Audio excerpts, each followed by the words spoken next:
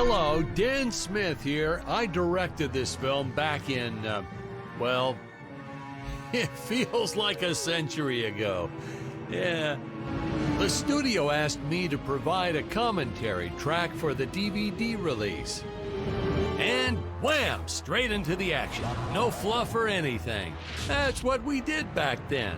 Crash-landed ship. Out pops our hero, the fearless Dick Starspeed.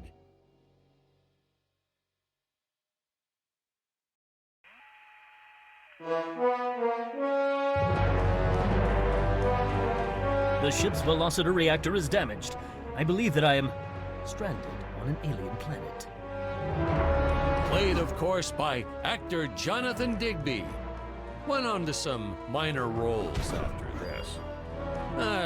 Such a shame. I thought from day one this guy's got leading man written all over his face. Greetings, citizens of Gravoria. I am Dick Starspeed, and I come in peace. Probably shouldn't have had Dick draw his weapon when he was talking about peace. Well, maybe one day we'll go back and CG it into a sandwich or something instead. Ha! Just kidding. And this is what people pay to see. A no-name middle-aged B-list actor duking it out with stuntmen in costumes. Such stunning choreography. Now the extras in those robot suits really knew how to take a punch. Oh, literally. I told Jonathan not to hold back. Give it all to him. Kick him in the nuts and bolts.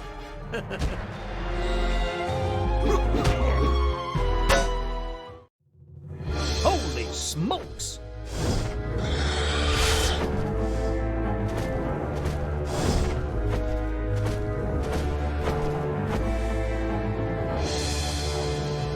If I land squarely on that grain silo, I should survive this fall unscathed. Well, I shouldn't say this now, but you could actually see the strings if you squinted hard enough.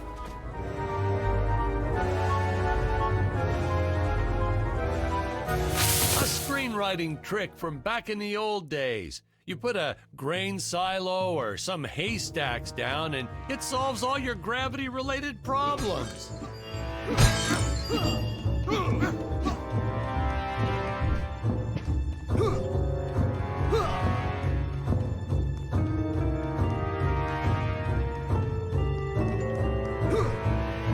It appears some of my equipment was lost when my ship was shot down. But what luck! This high-tech scanner reports that my ray gun is nearby.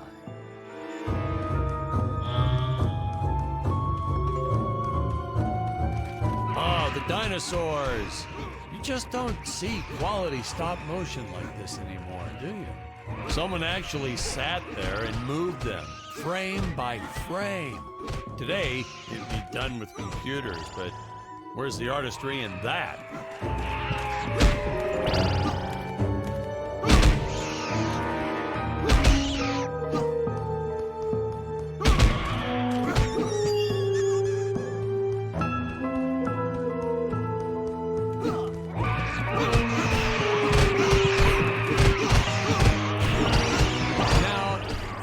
Trees here look a little plastic. Well, it's because they are. I took them from the set of my last film, Vampire Island 2. We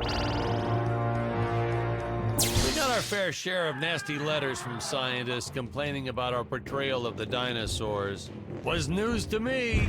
Apparently, these stegosauruses weren't meat eaters. Must have preferred shellfish or something. Wow, how do they know? That's what I say.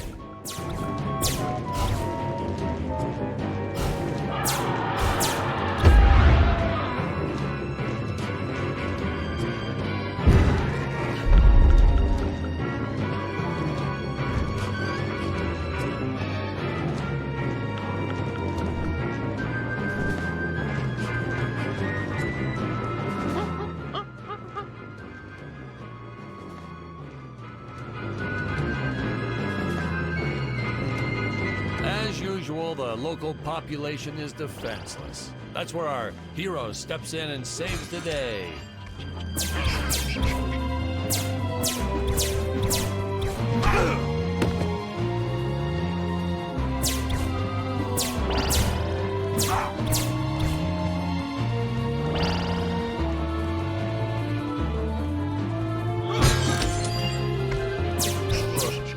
put Jonathan through a lot shooting this film. He wasn't the best actor, especially when reacting to getting hit. He's what you call a flincher. So I told the stuntman to really just go to town on him. It's the only way to get an honest performance sometimes. Our props master tried to make the weapons soft, but there's only so much you can do. Lucky for us, Dick's entire body was covered in that spacesuit. That thing was a lifesaver when it came to hiding bruises. You'll notice the gold disappears when Dick touches it. We had a deleted scene that explained he's actually teleporting it back to his ship. It's funny, no one ever questioned how Dick was able to walk around with an infinite amount of gold on him.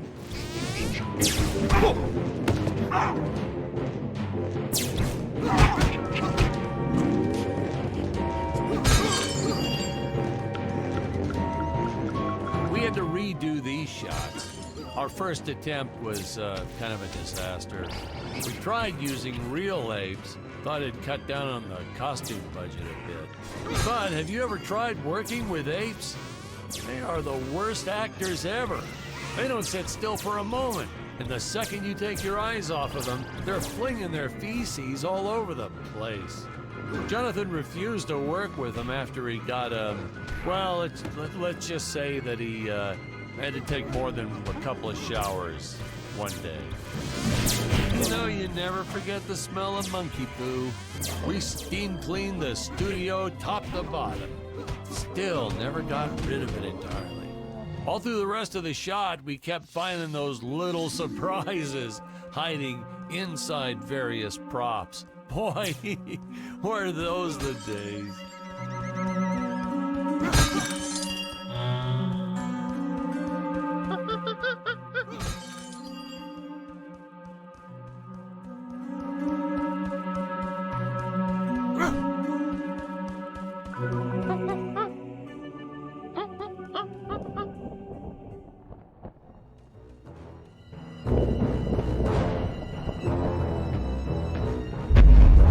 Some really top-notch stop-motion effects, huh?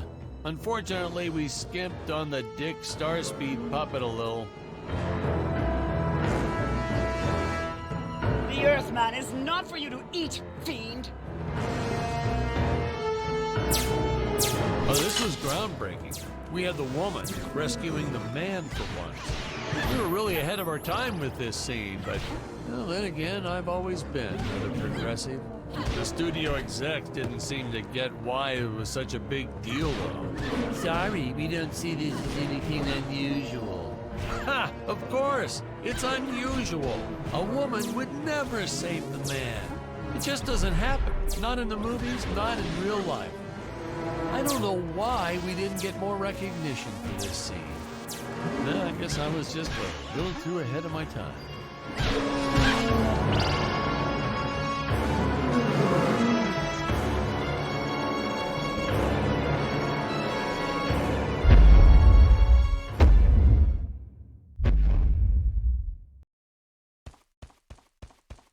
We're supposed to be seeing Dick and Scarlett's first dialogue scene here. Thank you for saving me, strange woman. What is your name? I am the magnificent Scarlet Nova.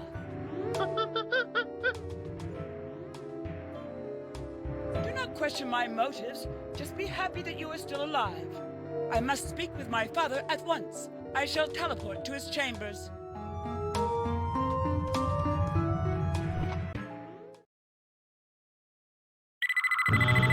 Huh? Where is this place? This is not my father's chambers. You have disobeyed me for the final time, Scarlet. Enjoy an eternity in the Tower of Eternal Solitude. For all eternity! Ha! The old fool did not notice I am wearing my jetpack. Booster usage. Jump. Wait. Wait. Use booster. Survive deadly fall.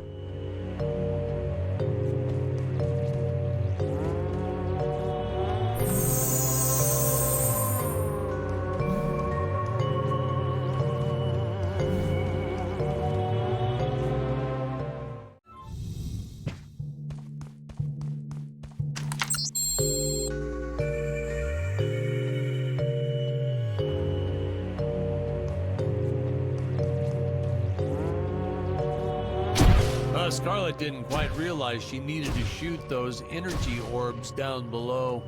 Keep in mind, Stacy was doing this on a soundstage, okay?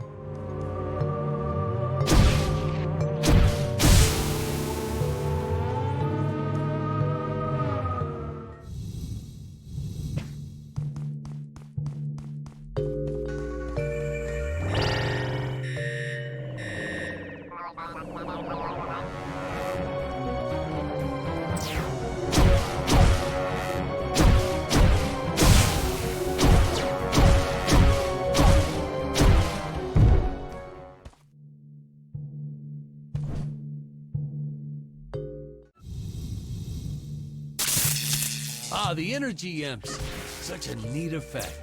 We had to paint each movement frame by frame and superimpose it into live footage. We were pulling all-nighters for weeks. Well, when I said we, I meant the artists. I'm pretty much useless if I don't get a solid 10 hours a night. But they were at it forever. They had to redo it all because I accidentally told them red instead of blue the first time. Artists.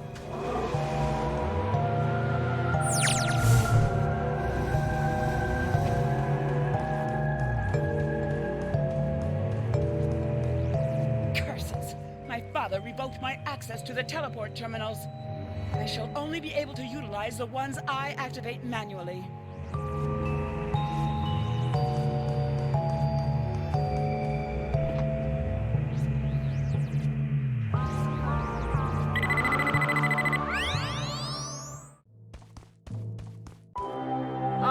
I knew you would return. Puny Earthman, you shall help me overthrow the Emperor. Why would you turn against your own father? How do I know I can trust you? Oh, this scene. This is practically Shakespeare in outer space. Just as the entire planet does. And, huh? Patrick, what's wrong with the video? Sorry, sir. Technical problems. Darn it, we're missing some really good writing here. There. Sorry about that. Well, we just passed right by her big scene.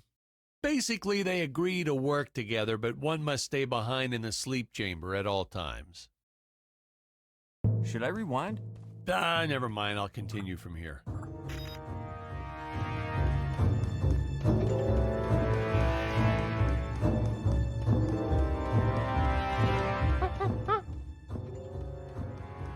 Right from the start, our budget was a little tight, even by standards back then. To make do, Tony shot a couple scenes in black and white. Originally, he intended to use it for flashbacks. But then I had to break it to him. Our film doesn't have flashbacks. We almost made it a silent film just to cut costs. I felt it was an absolute necessity we have a T-Rex in this film, but we got this Serato thing instead. Of course, I went through the whole production thinking it was a T-Rex because, really, who can tell the difference anyway?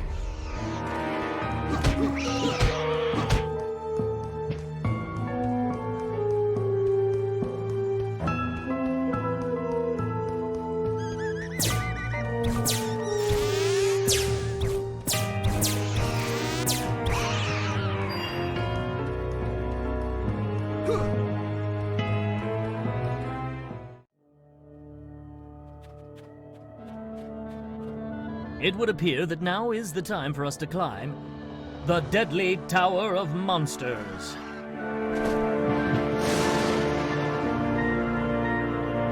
Good screenwriting 101.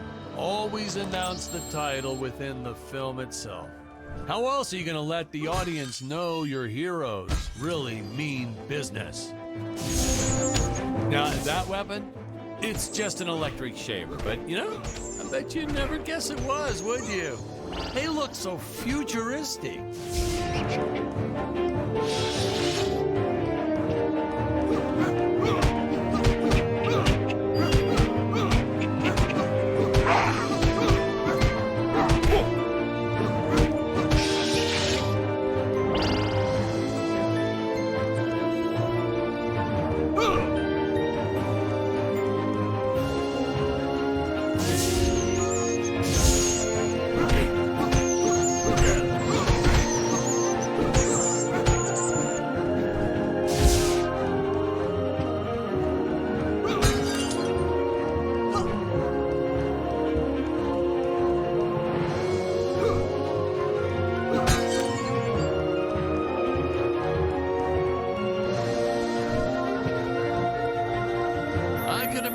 Of that one at some of our meetings with the studio.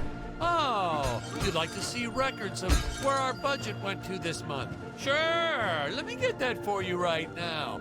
Boom, boom.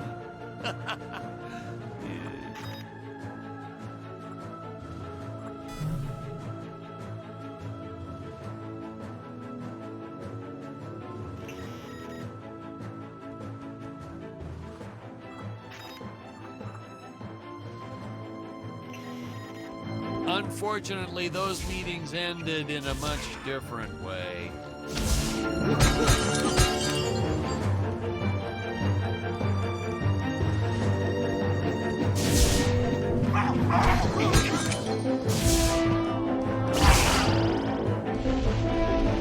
I know a taxidermist who helped us out with these bat creatures for real cheap. He's not good. He's kind of sloppy if you want to know the truth. But that's the best part. A sloppy bat looks scarier. Oh, but you gotta sew up that sphincter. Just trust me on that one.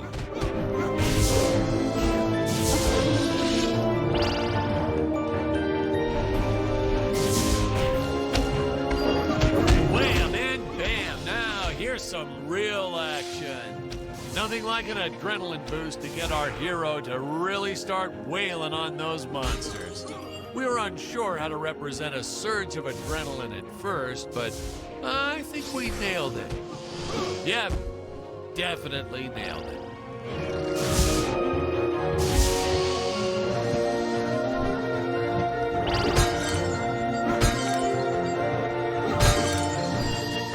Oh, the squids. Some board member had these nephews who really wanted to be in the films. They made me cast them as squids.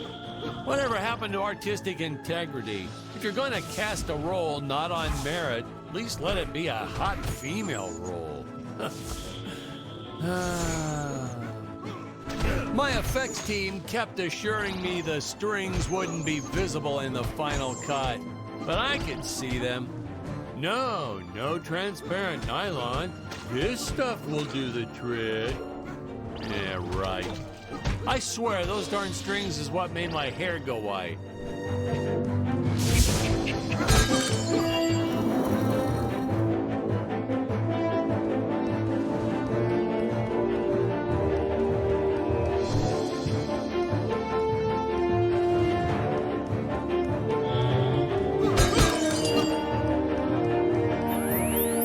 Air teleport usage. Jump. While in the air, use teleport. Quickly return to upper floor.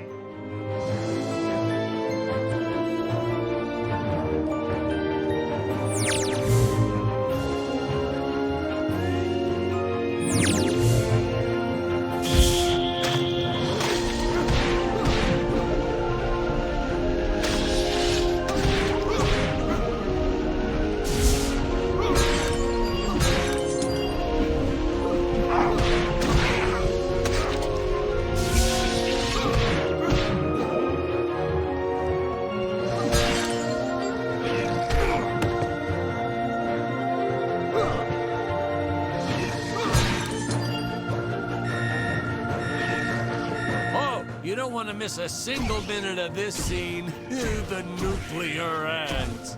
Hey, we need to remind the audience our heroes are climbing a tower, so I needed something that would stick to walls. Originally, we had these web-footed what-have-yous. Not very scary. And then I left some cake out in my trailer, and it was crawling with ants in the morning. And that's when it hit me. What is the most obnoxious thing in the world?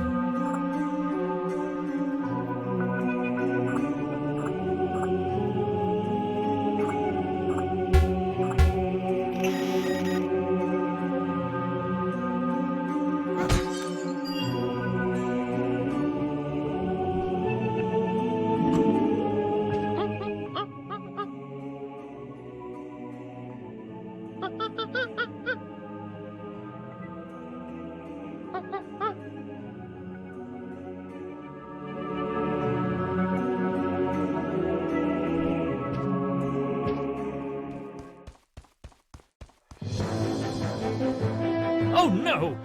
This head belonged to my co-pilot robot. He was the most loyal companion in the galaxy. Dick. Malfunction. Dick. Malfunction. These Gravorians will pay dearly for this, my friend. Now, what's a space adventure film without a trusty robot sidekick, huh? Am I right? In the original draft, we had Dick and Scarlet team up with an alien from the planet's surface. You know the type, pointy ears, wise and emotionless. But then we came to our senses and realized that a giant tin can robot's way cooler. Besides, everybody was doing the alien thing back then. You know me, I'd rather be a trailblazer.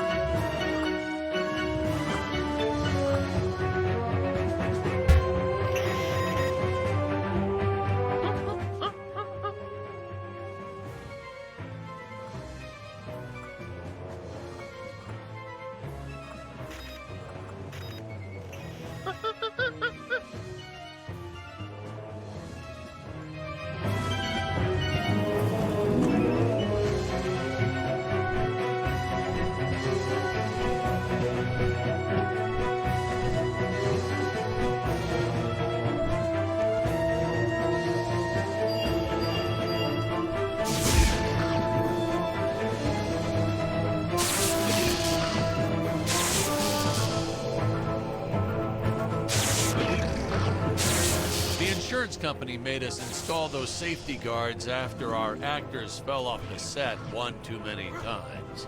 Granted, they kept falling off even with the rails, but thanks to how the contract was laid out, we were no longer liable for their injuries.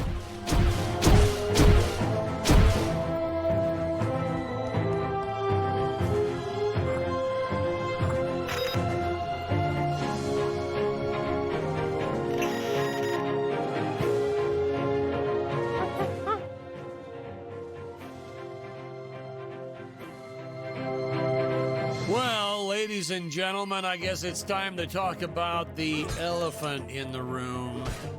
Why on earth does this crazy film have title cards on screen when people are talking? You're thinking that, aren't you? I know you are. I would be too. Well, we had thought about making it a silent film at one point, so we shot a lot of scenes up close like this, with the dialogue written out for the audience to read.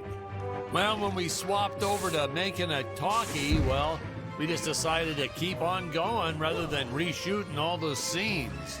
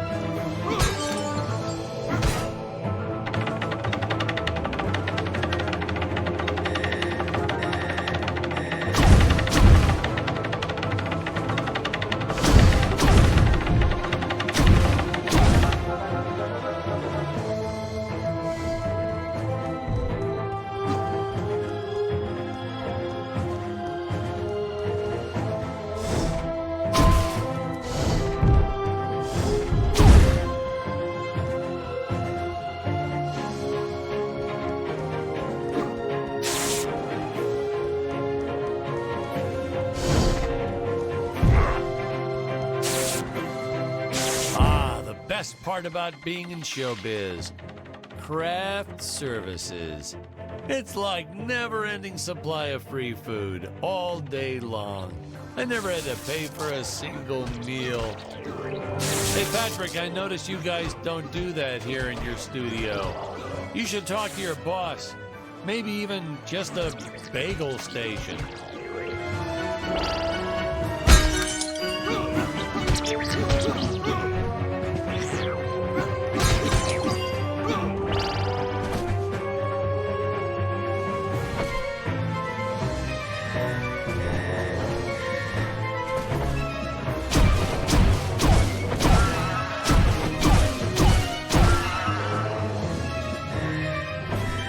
Nitpicking science community also complained about these Terra whatevers breathing fire, like there's fossil evidence of dinosaurs not ever shooting fireballs. It's not like I gave them neck frills or had them spit poison or anything ridiculous like that.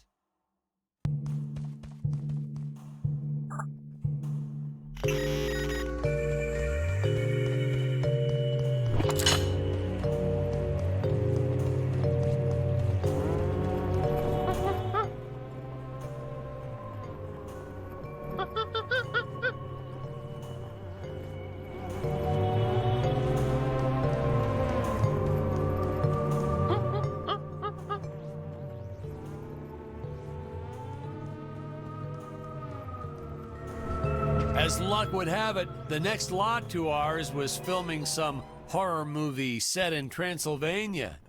So we signed a soft contract with them to use their set after they wrapped for the day.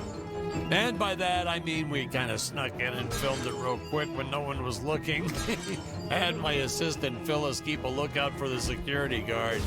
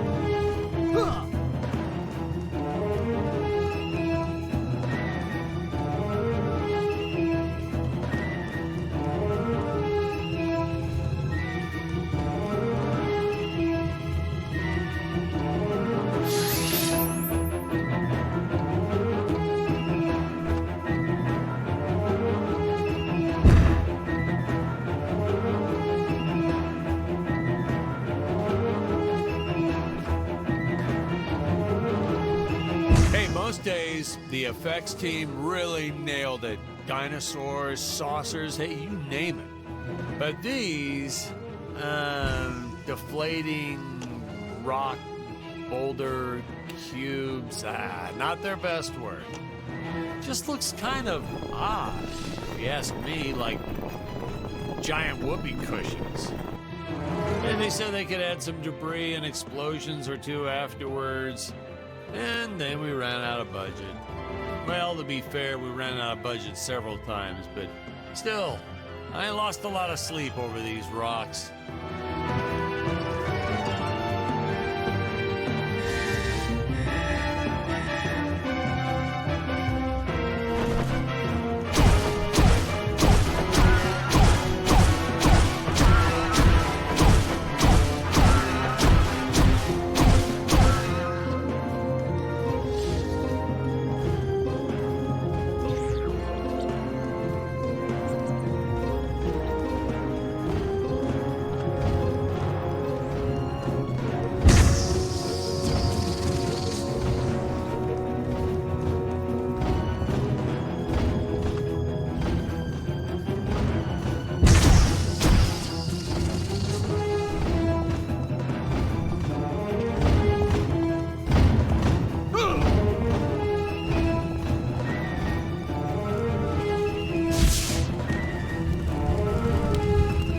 Created these conveyor belts for Stacy's character, Jonathan was always trying to run across them to no avail. I probably should have told him that we slowed the belt down whenever Scarlet runs across, but I got a real kick out of watching him try. We first tried this one with regular logs. Well, that was disastrous. I'll tell you. Never mess with physics. It was kind of, well, to be frank, it started out nice, but then, well, it was a death trap. Just plain and simple, it was a death trap. Poor kid holding the boom almost broke his leg. Guess he played basketball in college or something, because he leaped right at the last second. Whew, crisis averted. My props guy wanted to swap them with some spongy material for safety, but I had a better idea. Let's set the logs on fire, then the crew will be sure to be safe dealing with them.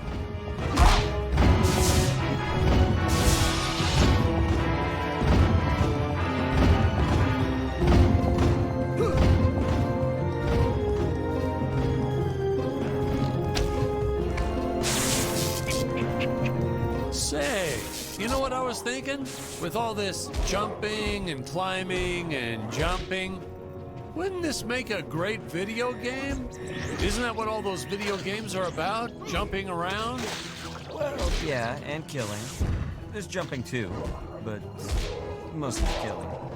What? Patrick, that's awful. What sort of example are we setting for our youth? Well, movies are pretty violent too. Your heroes have killed everything in sight. You had Dick shooting a dinosaur in the face in the first 5 minutes. Well, Patrick, that's different, you know? What we did on film, that was art. Video games aren't art.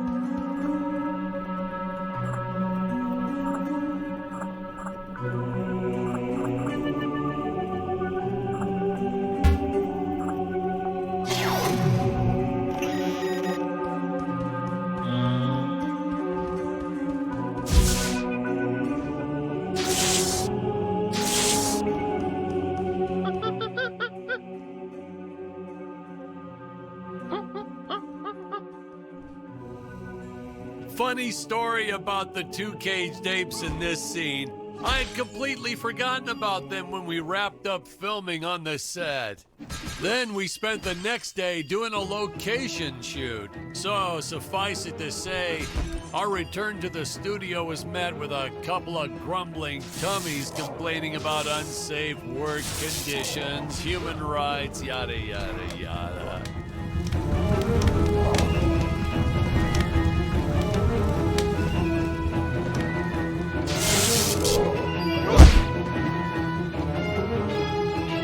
Hey, Patrick, I was thinking we should take a little break and get a bite to eat. You like Chinese? I know a great takeout. Well, we're not scheduled for a break for another few hours. Nonsense. Hey, you have to try the shrimp. It's the absolute best. But, oh, hey, I feel like I should warn you. It gives me horrible gas. But that's okay. We're friends, right? Really, sir. Studio time costs a fortune. Let's just stay on schedule. Good thinking. We can grab a real dinner together and go out for a night on the town. Yeah. Two young bachelors on the prowl. Say, where do you youngsters go these days?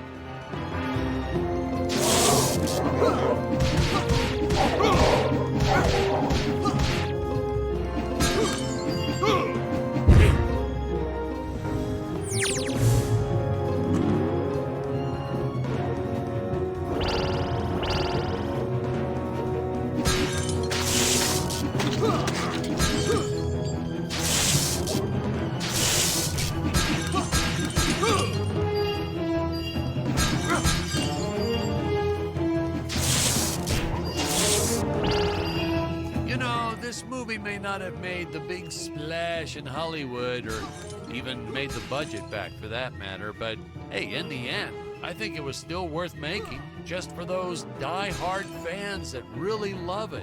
I attended a lot of sci-fi and movie cons, and to this day, I still see fans showing up dressed as aliens and apes and dinosaurs.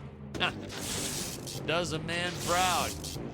Now, granted, their costumes aren't exactly 100% faithful to the film, and it seems that no one ever remembers them by the right name. But still, knowing that we still have fans like this promoting the film decades later, it puts a tear in this old director's eye. I get all emotional.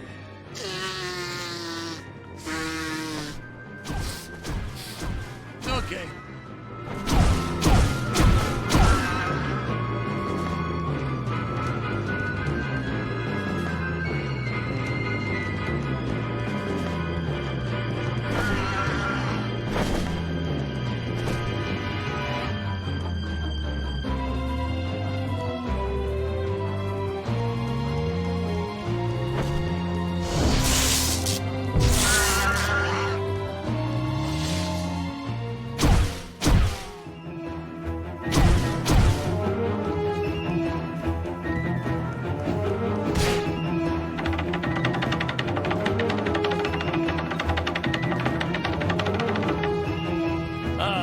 Tony and his insistence on lens flare.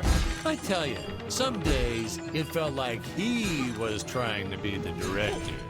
Honestly, you could see dust on the lens, so I'd just go and wipe it off myself. He would get so upset about it too. Like my fingers aren't clean enough to wipe the lens. Touch the lens, whatever.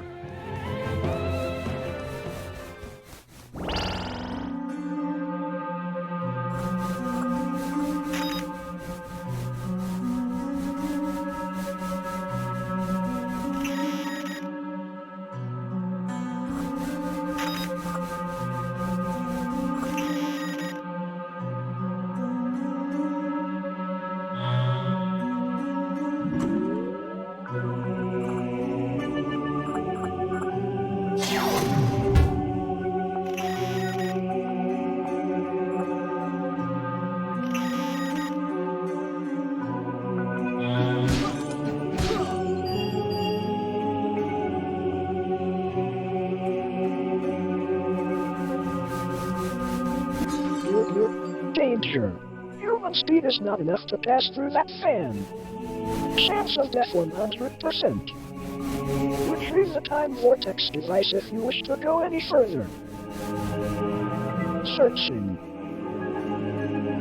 Time vortex device detected. Device in dangerous area. Nuclear amps everywhere.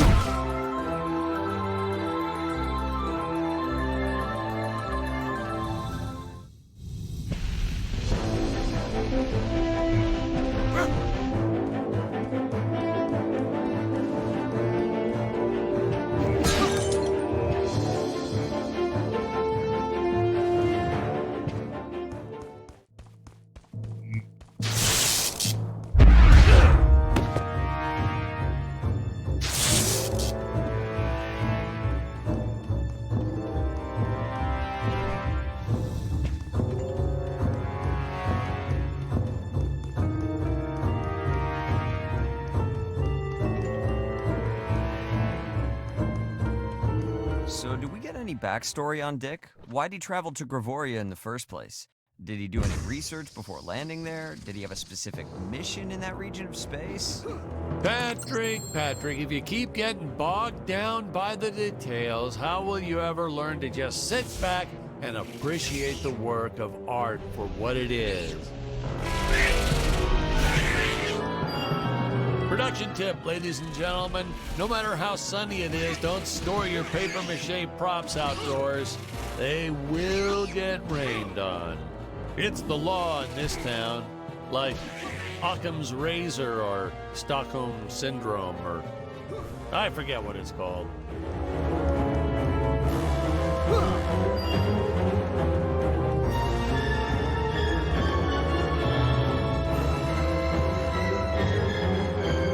What in the cosmos?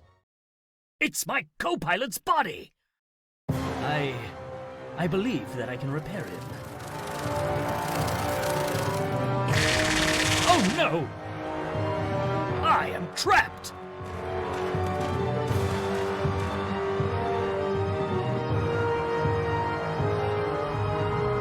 Master Dick. Master Dick.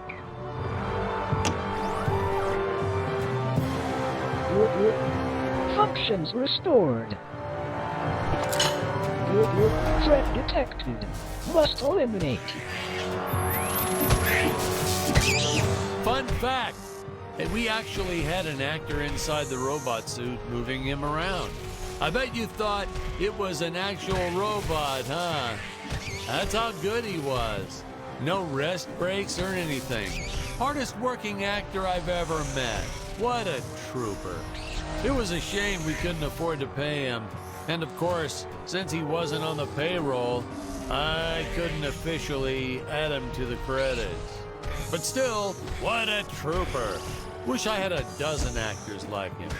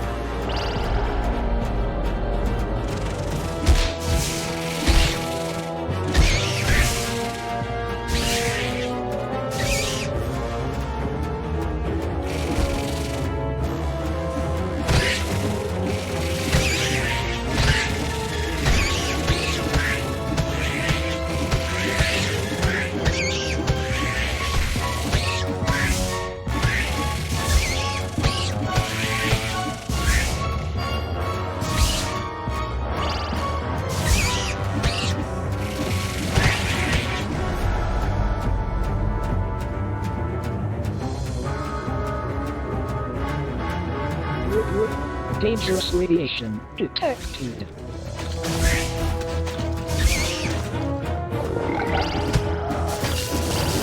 No, we didn't use the same material for the toxic waste as we did the slimes.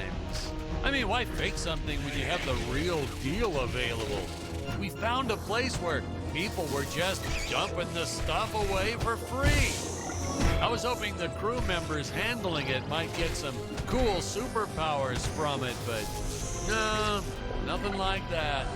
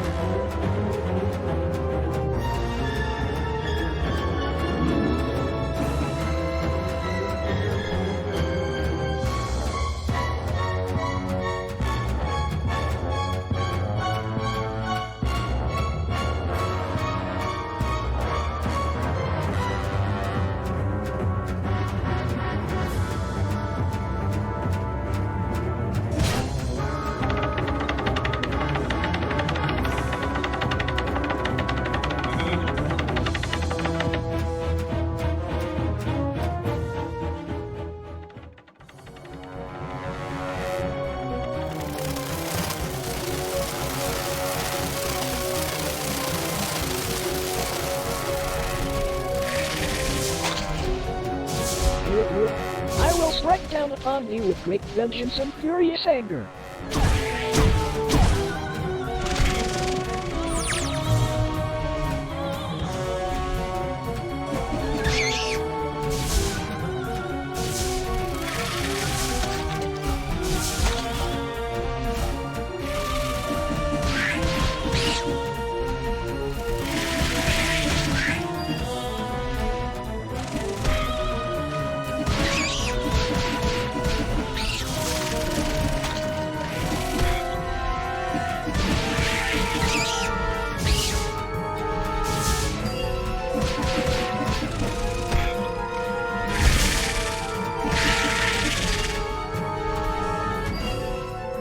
Oh, Robot, you're all right!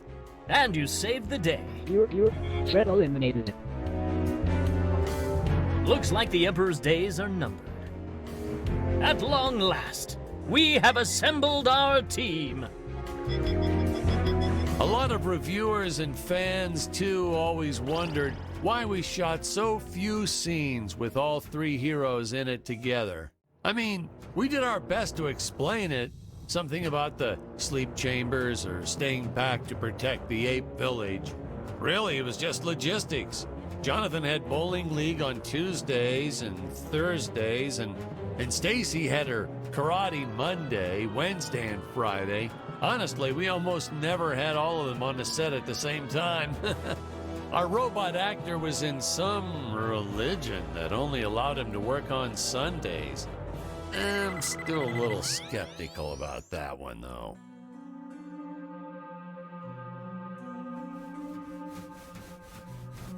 Sir, it's just a guy in a suit. Couldn't you have gotten just about anyone to stand in as the robot? See? That's why you'd make a horrible director, Patrick. His touches were subtle, to say the least. But he really brought a lot of character to the robot role. If he was so indispensable, how come you didn't list the actor in the credits? Well, let's just say it was an oversight. But I've learned my lesson. I only made the mistake 6 more times throughout my career.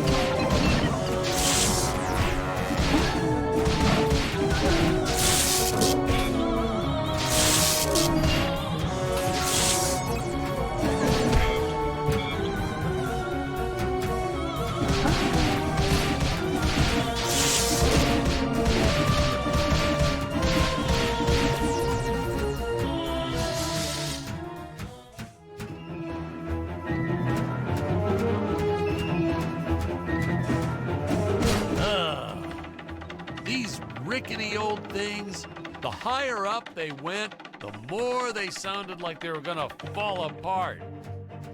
I'm amazed that no one ever got hurt, or worse, riding these things. Well, there was the actor we originally cast for Dick's role, but we don't talk about him.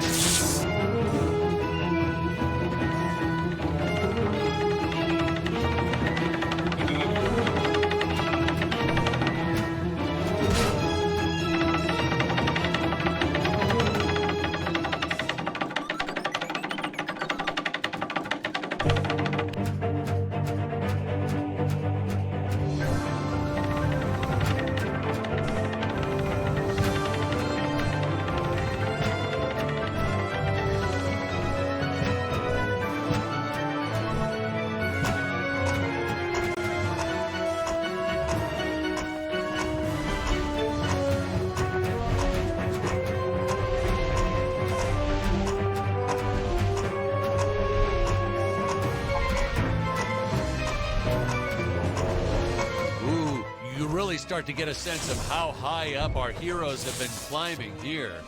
Reminds me of how the crew always used to comment on how high everyone was. Those jokers, they'd even say it when we were filming the grounded scene.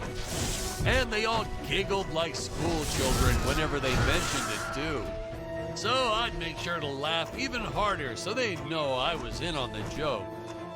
Whatever it was.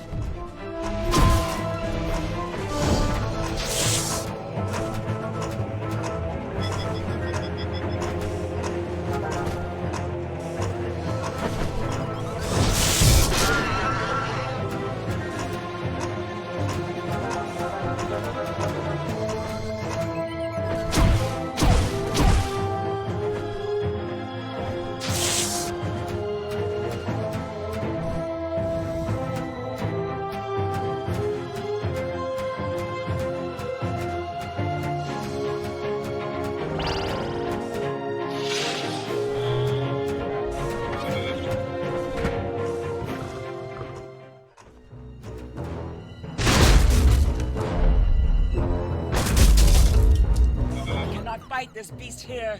I must make for higher ground.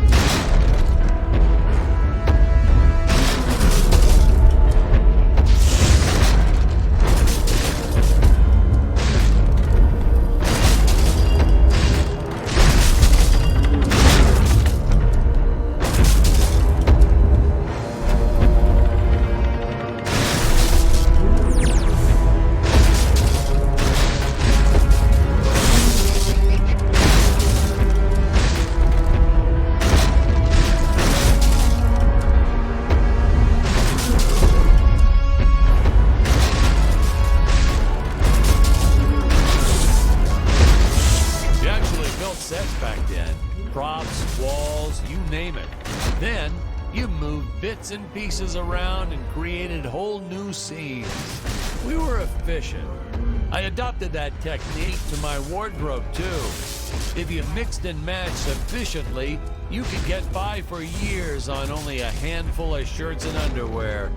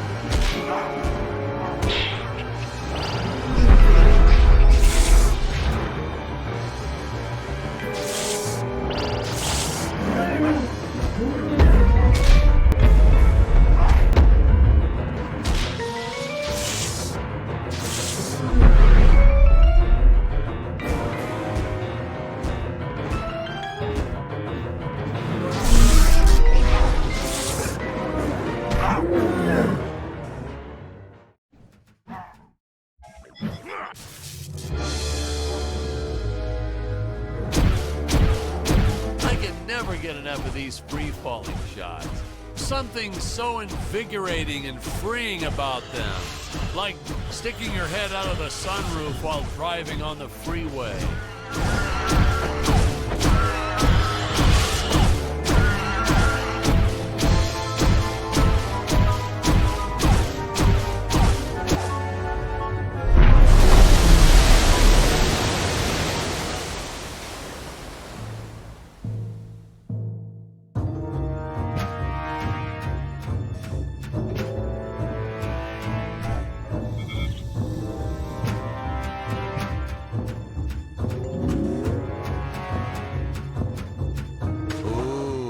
The fearless sea monster, always patrolling the shore, eagerly awaiting for his next meal.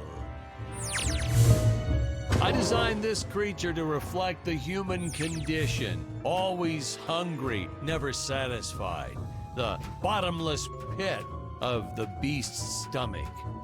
I don't know, you say stuff like that in interviews and your film always wins awards.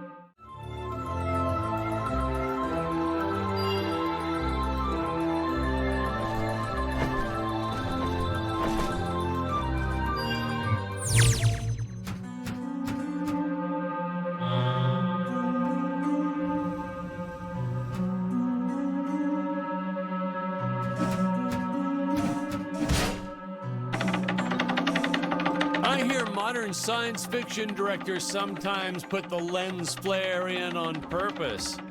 Why on earth? What's the next trend? Dead fly on the lens? Jeez. Watch. You won't believe me, but you just watch. It'll happen. Some big shot will do it for one scene, and the following year, everyone will be doing it.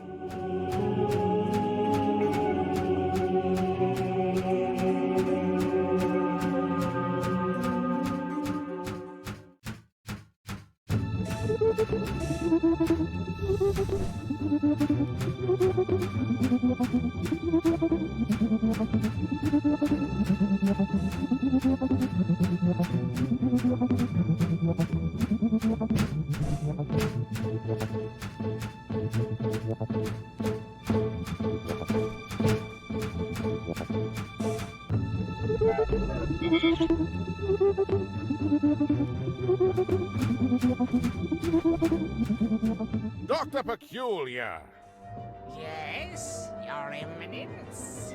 release the Mechamelion! But Your Eminence, the Mechamelion isn't ready. What is the meaning of this? I thought he was completed. Genius is never completed, Your Eminence. I was just preparing to install a chainsaw on his tail. Enough! Your tinkering costs me precious gold and time. You do not have that luxury, Dr. Peculiar. Yes, Your Eminence. Releasing the Mechamelion at once. Ah, Ludwig. Yeah, good old Ludwig. We cast an actual doctor to play Dr. Peculiar. Never again. Oh my God, he was a cranky old coot. May he, rest in peace.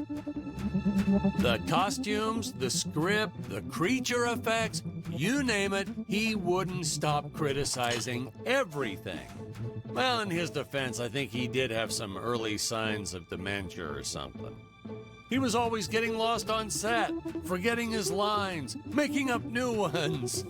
Yeah, it was cute. Midway through a scene, he'd just yell, "Where are my pills?" It was like a catchphrase. We almost left a few of them in. I have to say that the incredible job the animators did with the King Gorilla can only be outdone by their work in the Mechamelion. I'll leave further comments for later in the film, but this was truly an epic creation.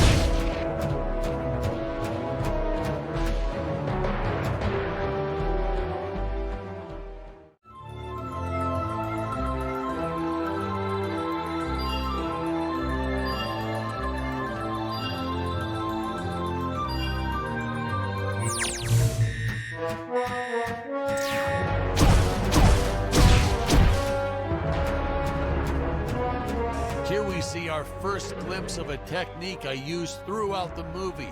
Want to make a big scary monster look even more menacing? Put it in a dome. Monster doesn't look scary enough already? Put it in a dome. Want the audience to know when a monster really means business?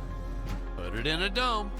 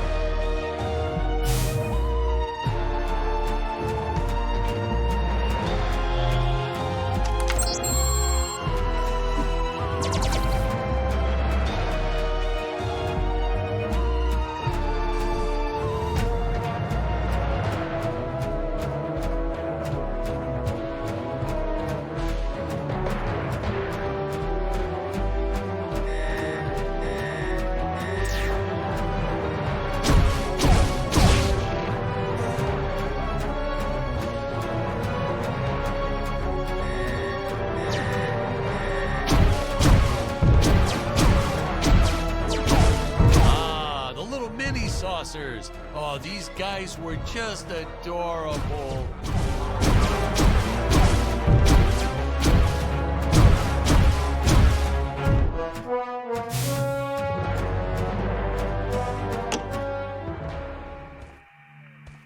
I was a huge fan of the old classic movie, The Flea, from 1958. So I created this monster as sort of an homage,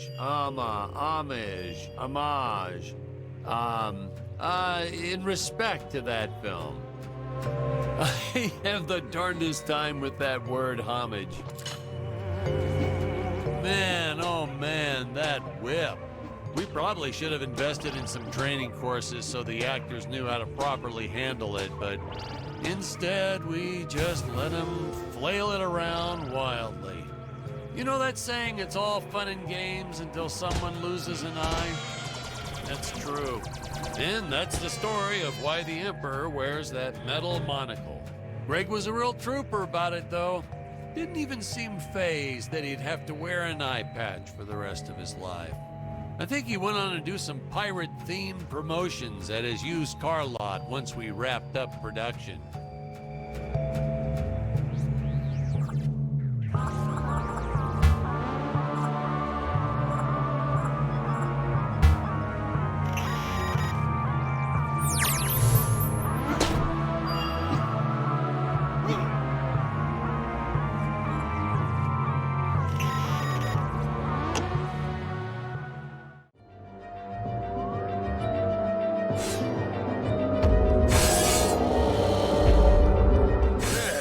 My Mechameleon!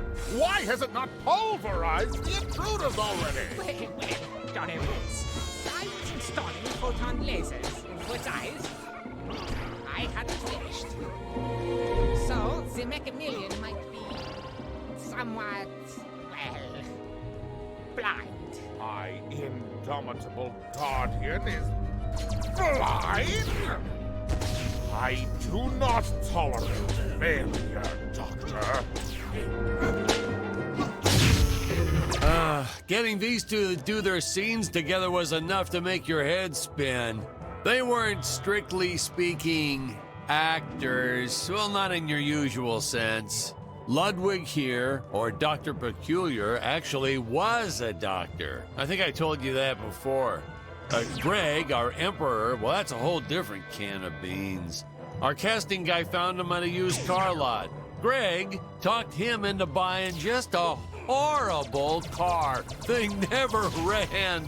Oh, then when he tried to get his money back, Greg just laughed maniacally, so doggone it, he offered Greg the role right on the spot. He said, "Dan, this guy is perfect." Running out of extras and clay sculptures, but we needed more monsters. Oh, please, more monsters. So we had this brilliant idea. If you stick a puppy inside an old vacuum cleaner, wham, instant monster. Throw in a string of Christmas lights and it's camera ready in 5 minutes. And that had to be some kind of world record or something. Fun fact, boys and girls, cinematographers don't like it when you use their dog without asking permission first. But hey, to that I say, what goes around comes around. Little Buster here ruined so many shots barking all day long. You don't want me to grab your dog and cover him in Christmas lights? Well, don't bring him to work.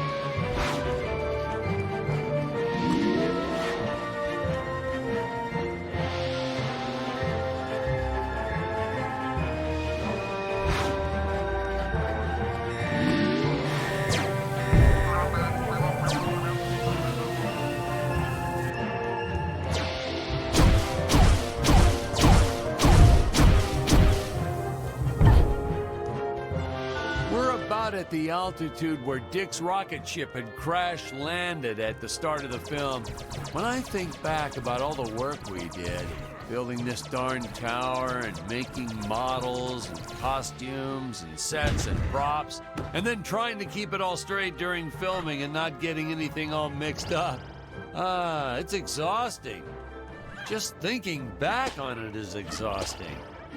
I wish I could tell my younger self to just direct romantic comedies. It's the only way you'll get a good night's sleep.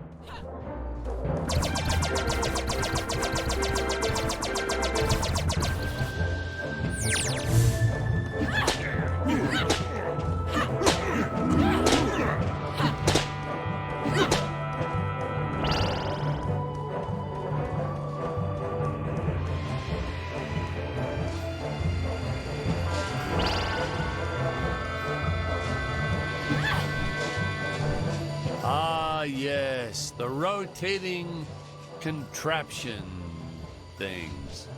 We actually used Ferris wheel parts from an old amusement park. I think it was called Dizzyland. Disneyland? Isn't that kind of close to...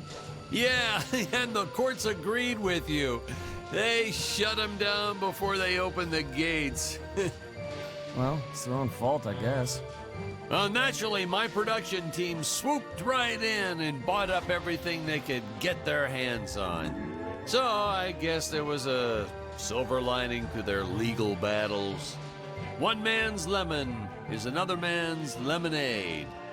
Or however that saying goes.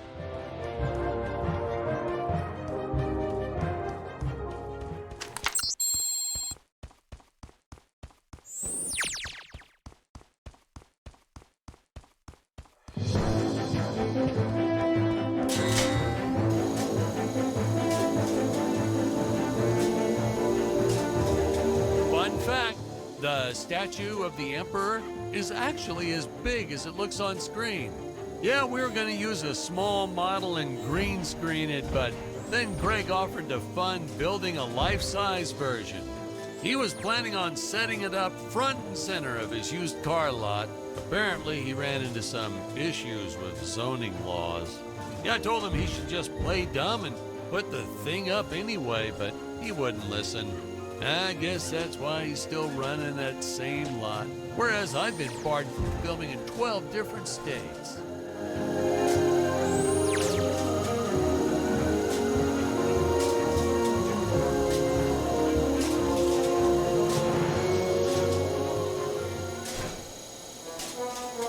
If I told you how much gold paint we used on these darn sets, you wouldn't believe me.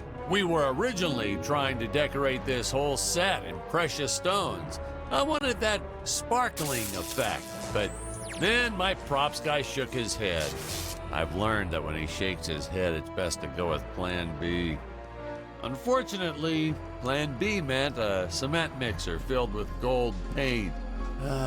It was so much hard work, even I had to finally roll up my sleeves, dive in, and call some interns from the community college. Man, there's nothing college kids won't do for free pizza.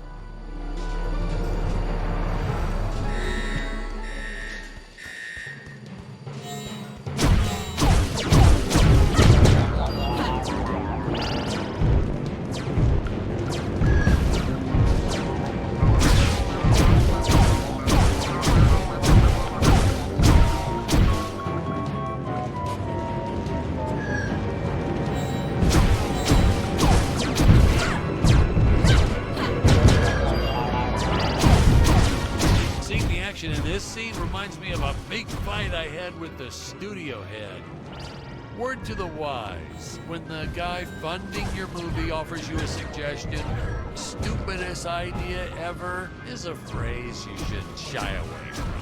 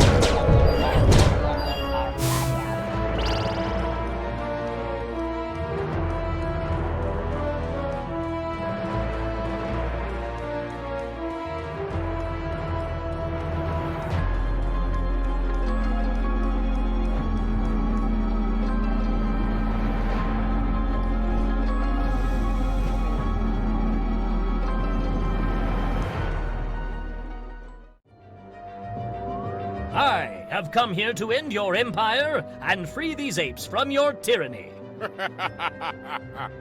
You? Tell me, do you think I need these pitiful creatures to run my empire? Allow me to show you something. As you can see, I do not need those darn dirty apes. It is a kindness that I allow them to survive. I give them work so they believe their life has purpose. All I truly want from them is their gold. Gold? Ha! What gold? Have you not seen the result of Gravoria's planet-wide radiation? When living beings die, their bodies are transmuted into solid gold. The apes are useless. I send my minions to harvest more gold for my empire. You are a cruel, heartless monster. Perhaps. Perhaps.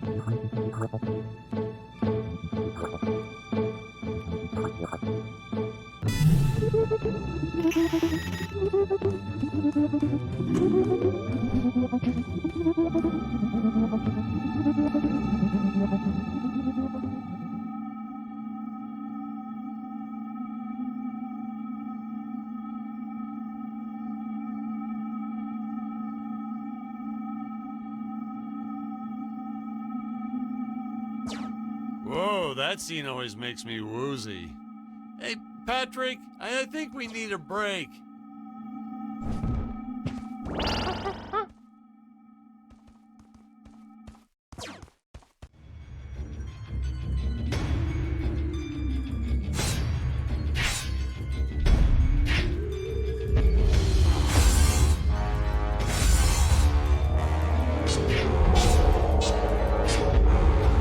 Imagine one of those on your average elevator?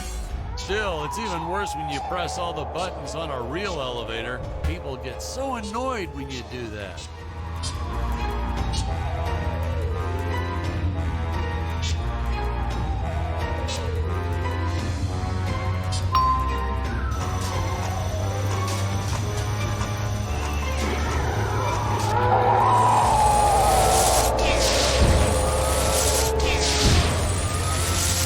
Nowadays, we just click, click, and make all this in 3D with those computers or something. But no computers here. No, heck no. I still don't know how to work one of those damn contraptions.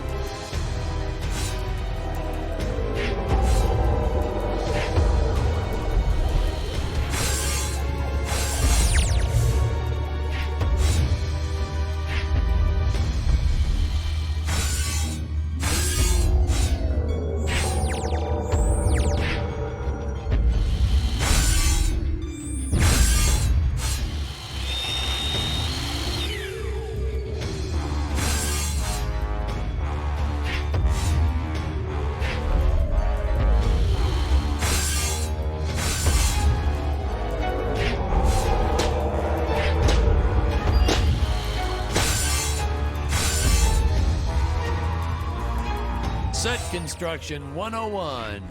To make it look nice, you gotta make it look shiny. That's the secret ingredient, you know.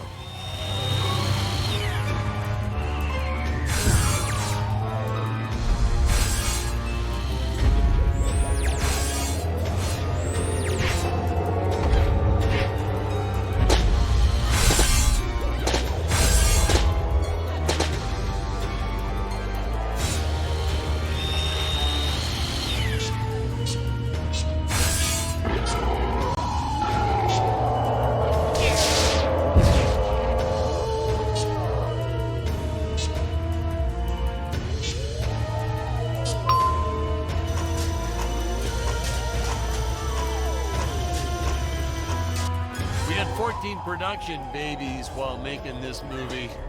One of them was even named after one of the characters, Maximilian J. Peterson.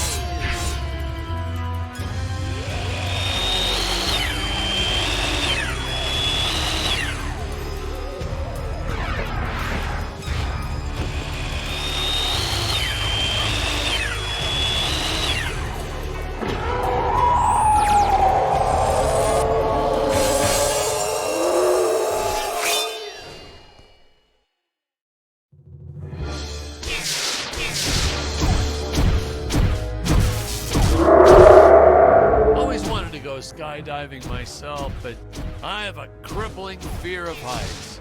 Wow, really? So, was this movie your way of tackling that fear head on? Nah, this movie is what gave me my fear of heights. By the end of it, I was directing scenes with my eyes closed to keep from getting panic attacks. It's all starting to make sense.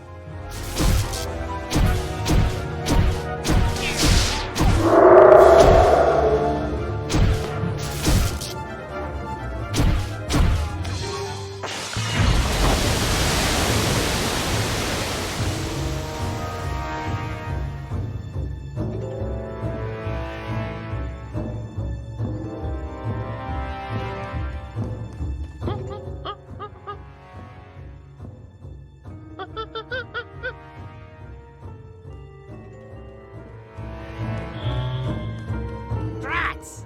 First you destroy my Mechameleon, now you shattered the Dynadrome. Now they all escape. Do you have any idea how difficult it will be to recapture them all? Dr. Peculiar, why is my dinosaur army running amok? Oh, well, let them roam the island. But, Your Eminence, trample on some of my hybrid specimens. That would be like turning Gregor Mendel's pea garden into soup and forcing him to drink it. Mendel Schmendel, Doctor. I gave you gold to spawn me a dinosaur army, and I expect my army to kill things. Certainly, Your Eminence. But whatever you command, it is so hard to do real science under these conditions.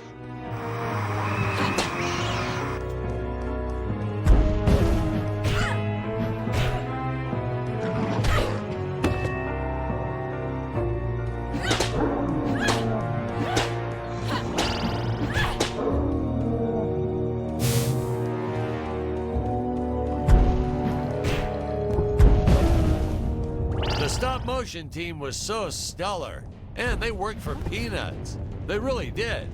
I just couldn't get enough of them. The script called for a lot of dinosaurs here, so I said, hey, let's set the record.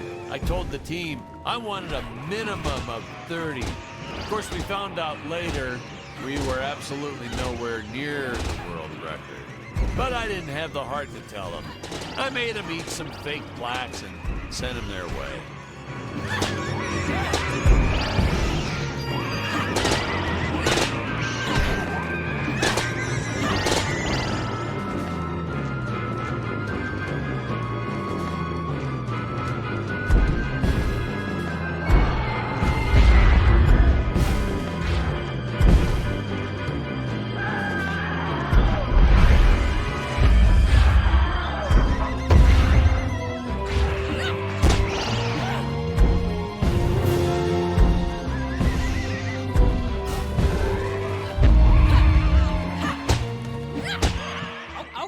Okay, now you can stop.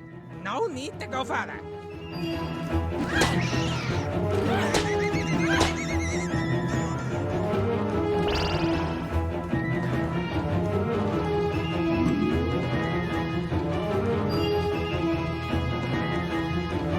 If you break even a single egg, why? That? No, not my Tyrannosaurus Rex! You Neanderthal!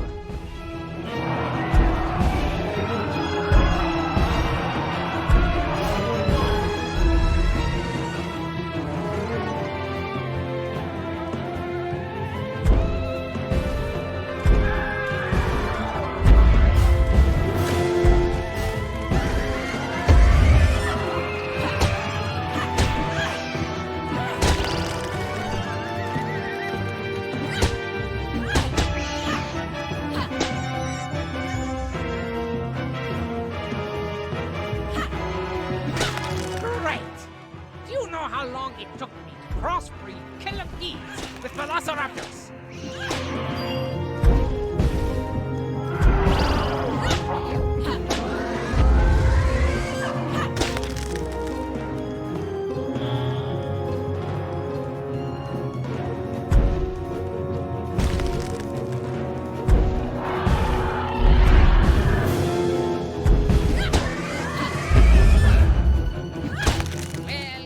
was the last 4 years of my professional career.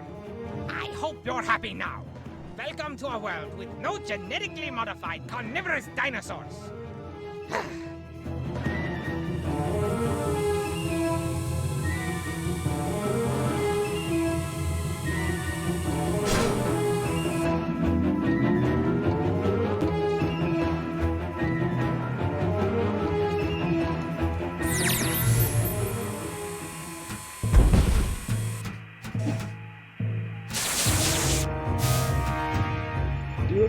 We're calling similar lightning switch.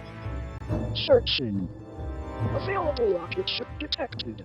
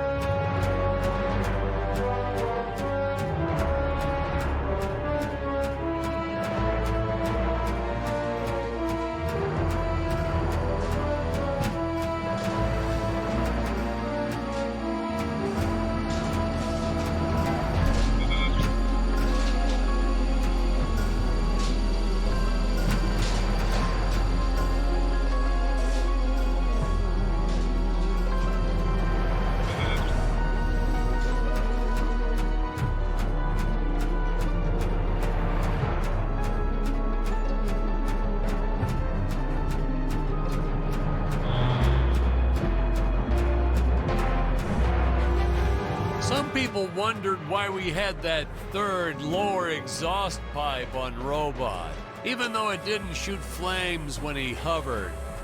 It was purely a matter of necessity. Wearing a suit that takes hours to put on? I mean, when you gotta go, you gotta go.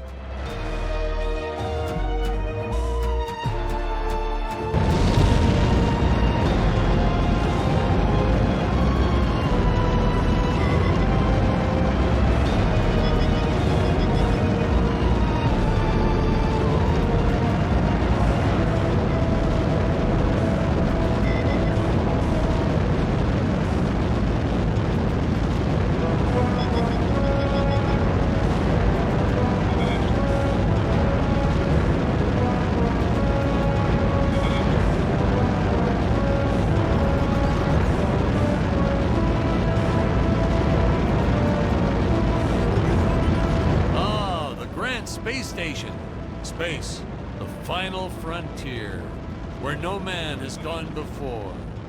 These are the voyages of... Whoops. Sorry, I got kind of carried away with something else there.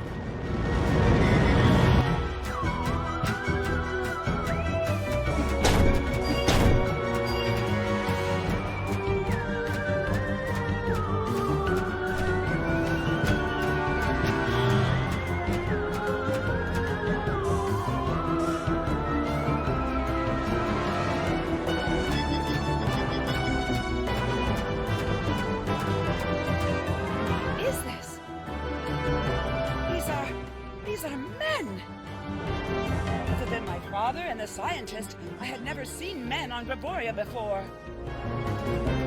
It's funny because when she says that line, it almost sounds like she's insulting Dick's masculinity. None of us caught it in the filming. But at the premiere, I saw the reaction on Jonathan's face. Whoops.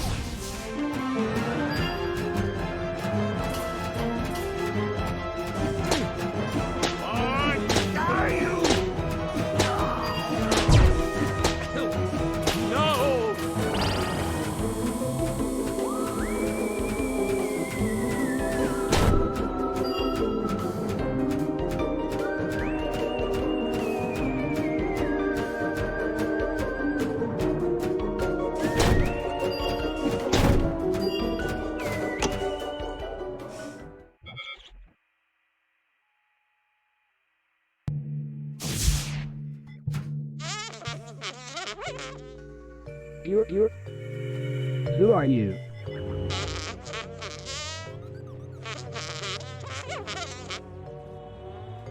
You're illogical. You are not an Earthling.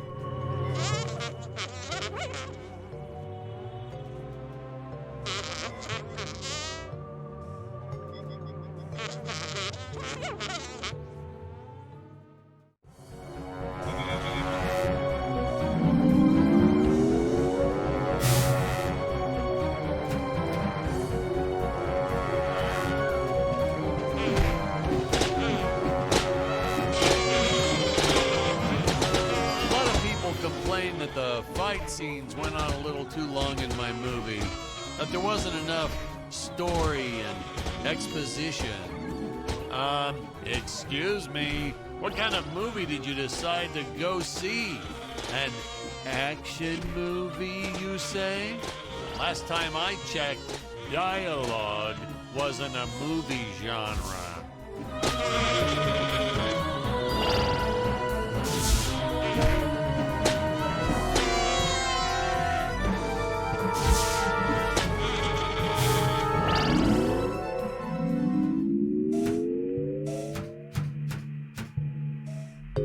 Hey, that frog toy gun always makes me chuckle. A frog-shaped gun that shoots flies. You're Doctor. From where did those clones originate?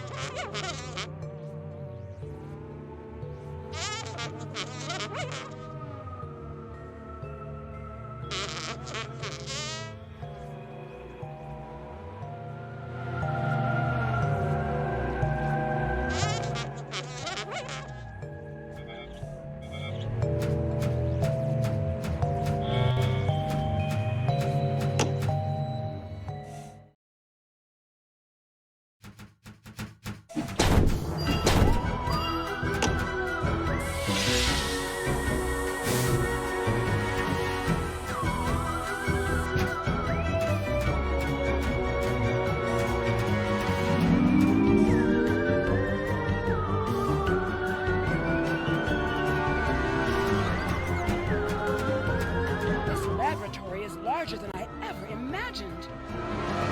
My father never told me about this place. Ah! That is because he does not know it exists, my dear. He supplies me with gold. When I hand him little robot toys he can play with. Little does he know, I divert most of the gold into my own experiments.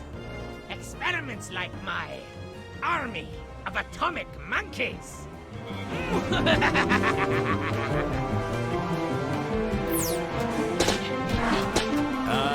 The doctor. After the first few outbursts, I tried firing him. He was heartbroken, devastated. And then the next day, he'd just show back up to work, like nothing happened. I couldn't bear to fire the man twice. That look on his face the first time. Well, I just made it work. In retrospect, he was a bit creepy, though. Always hanging around the ladies' makeup trailer. Sure, So creepy. Oh, well, who can blame him? We had some really nice eye candy on the set. But he was creepy.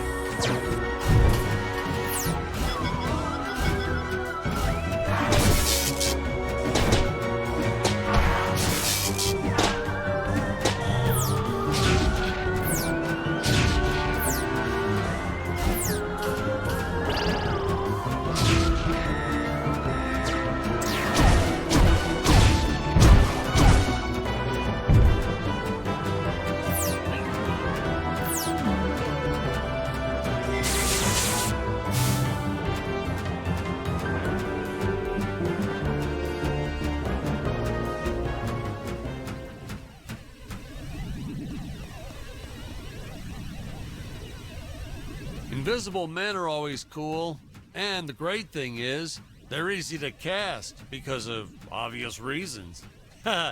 Actually, that's what I wish I was when my ex-wife or IRS come knocking at my door. Forget I said that.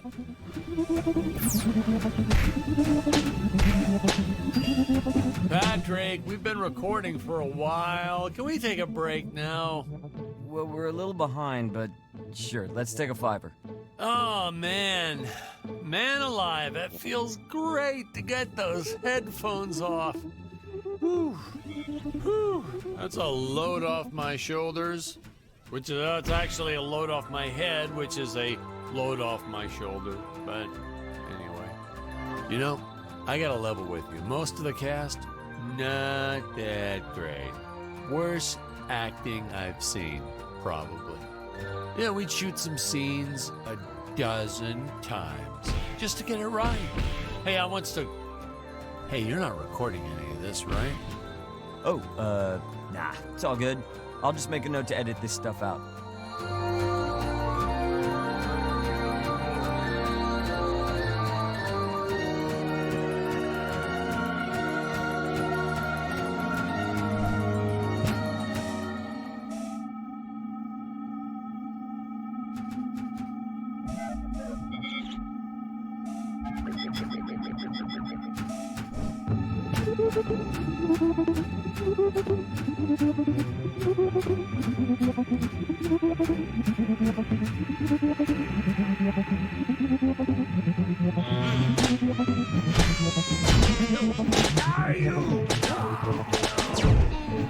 No!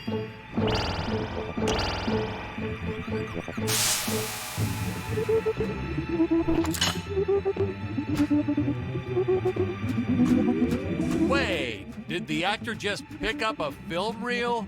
So that's what happened to all my missing footage. Oh, how did I ever let this make it into the final cut?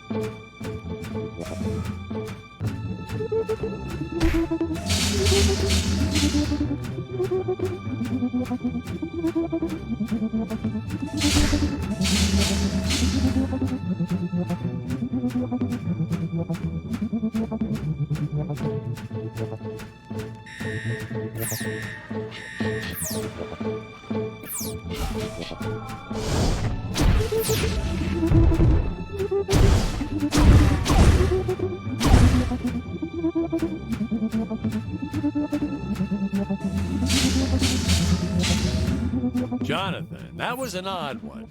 He used to tell me that after he makes it big, he doesn't want to be Jonathan Digby anymore. He wants to be J. Dig. He thought it would start a trend or something. Can you imagine that?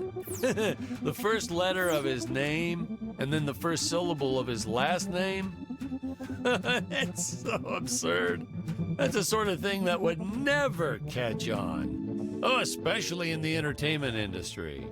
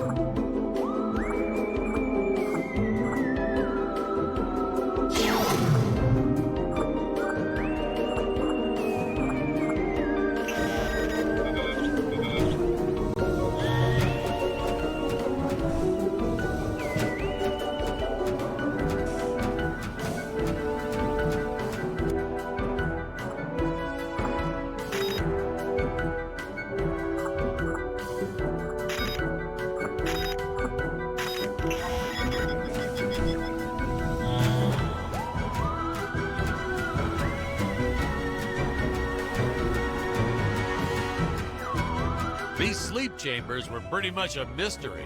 Just how in the world do they work? Are they teleporting the heroes somewhere? Shrinking them down? Who knows? But, sir, shouldn't you know? I mean, it's your movie. Patrick, a director can't know everything about his film. If he did, it would be no fun for him to watch it. Also, I called in sick a lot, so a lot of the scenes were handled by my cinematographer. We had these space cogs strewn across the planet for the heroes to pick up, to explain how they're able to keep improving all their equipment. But how does adding gears to something like a baton or sword suddenly make it better? I mean, how do gears even factor? Hey, Patrick, let me stop you right there. Are you an engineer? Well, technically, I'm an audio engineer. Exactly. Didn't think so. Hey, keep that in mind next time you criticize things outside your realm of experience. Do you have any idea what sort of blood, sweat, and tears went into creating this army and making them all move around on cue? No, seriously, do you? Because I'm still stumped by this. I watched the scenes and I just, flabbergasted by the amount of work someone must have done to make all this happen.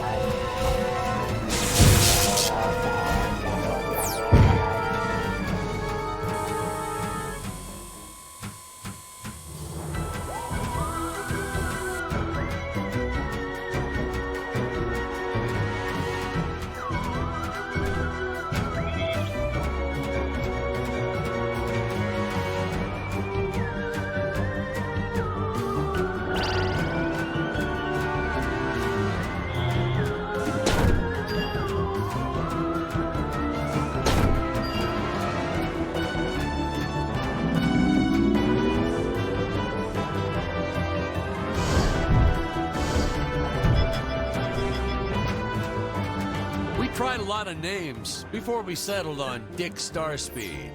Let's see, we had Lance Laser, Gary Galaxy, Samuel Satellite, Nacho Nova. That was my favorite. Yeah, we did a whole lot of those same first letter thing for a while there. The execs wanted us to go with Dick, though. For a while, we were going to go with Dick Missile, I think. The studio didn't care much, as long as we steered clear of Uranus and black holes. Dick Missile penetrating deep into a black hole, then going to Uranus. That would have been a knee slapper.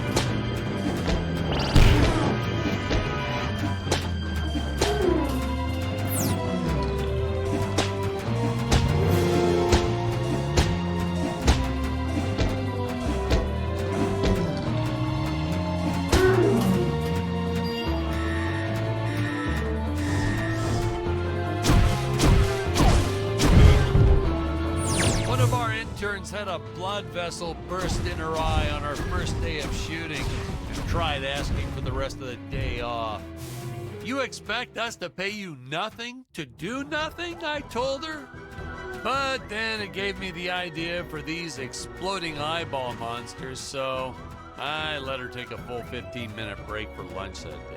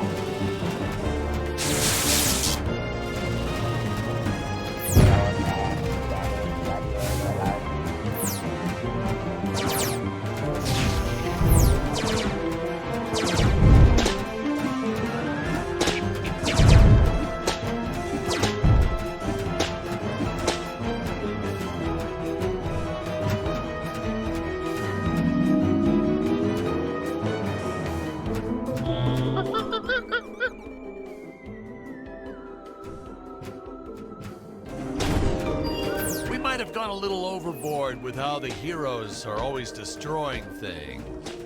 The prop master Ralph had intended to use some for multiple scenes, but nope, not the way our actors were busting through them. Ralph ended up having to rebuild each of those boxes and statues and pots and all that for practically every last scene.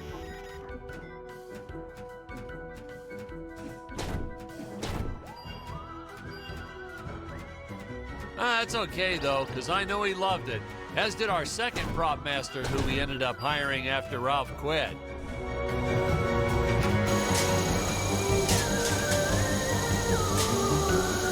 I was going through a phase back in the 70s. Always had mood rings on.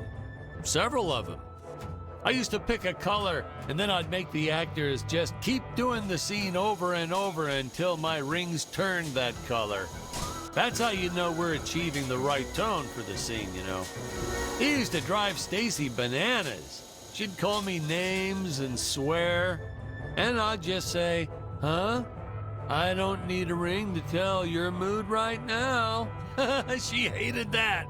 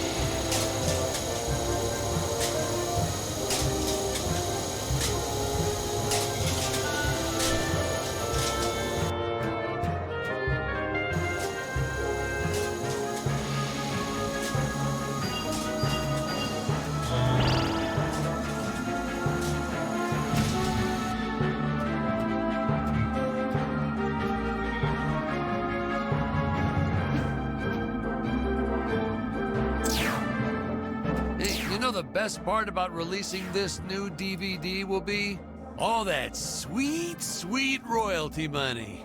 Man, I can't wait till that starts rolling in. Of course, the old VHS we put out back in the 80s and the TV syndication pay out royalties too.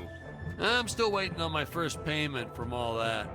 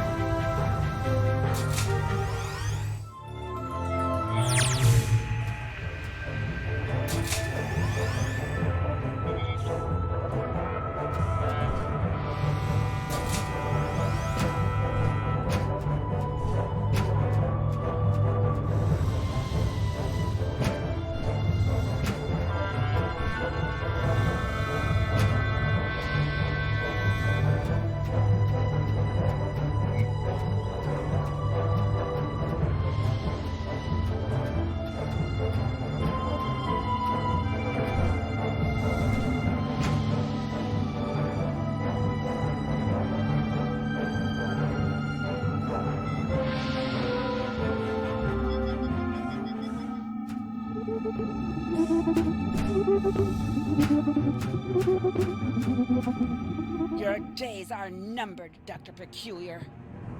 There is nowhere to run, and I have transmitted our entire conversation to my father.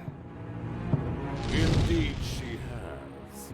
You've cheated me, Doctor, and used my gold for your own schemes. Ah, so pedestrian. The moneylenders obstructing the efforts of the scientist. Did you actually think you could get away with this? Actually, I still do. My positronic shield consists of 8 energy rings. As long as even one of them remains intact. Silence, traitor! I grow tired of your incessant techno-babble. As I was saying, my shield is invulnerable to your meager weaponry. And because I am an evil genius, I have fastened the energy rings to a gigantic mutant octopus!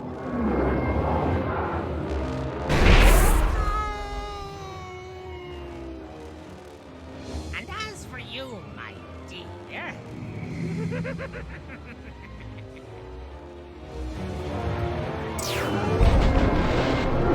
They called me mad, but if they could see me now...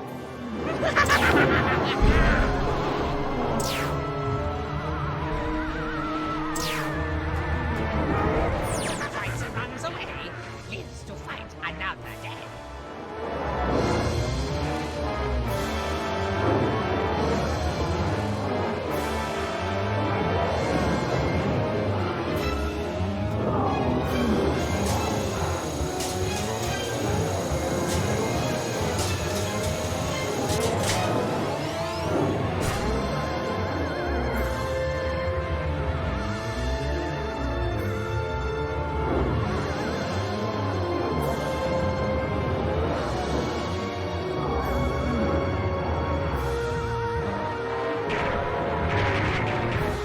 Nothing can stop me!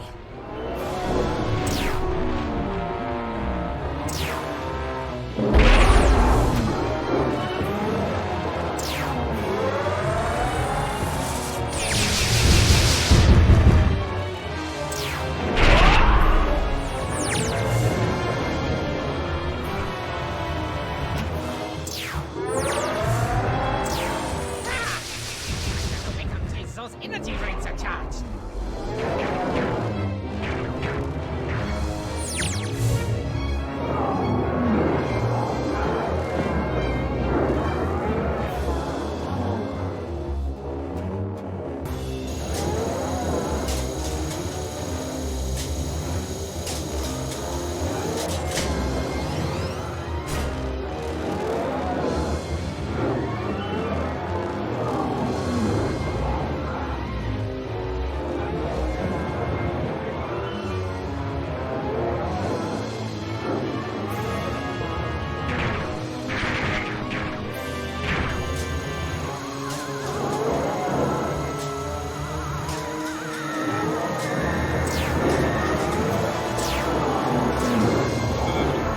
That's what I call a well-armed defense system. you know, because it's an octopus and it has many arms.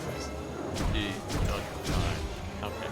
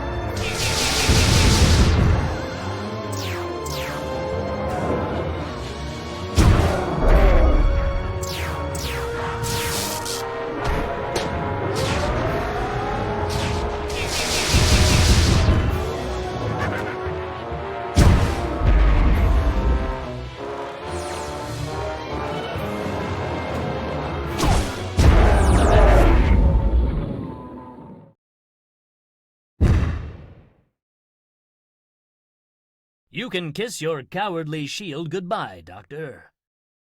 Tut tut.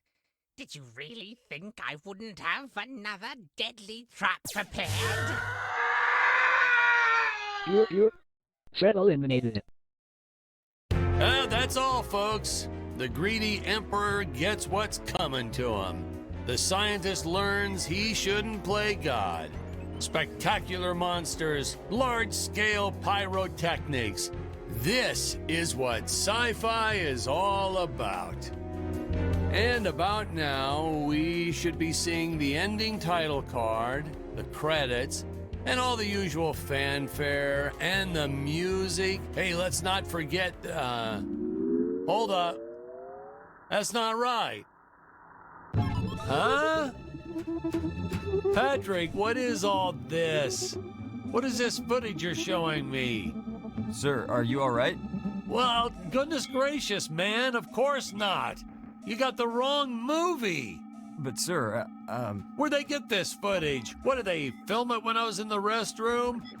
Impossible. I always used to make Carl go with me to discuss our next shot. Part 4? Okay, now. Patrick, something's fishy. Something's real fishy going on here. I'm gonna make some phone calls. This isn't right.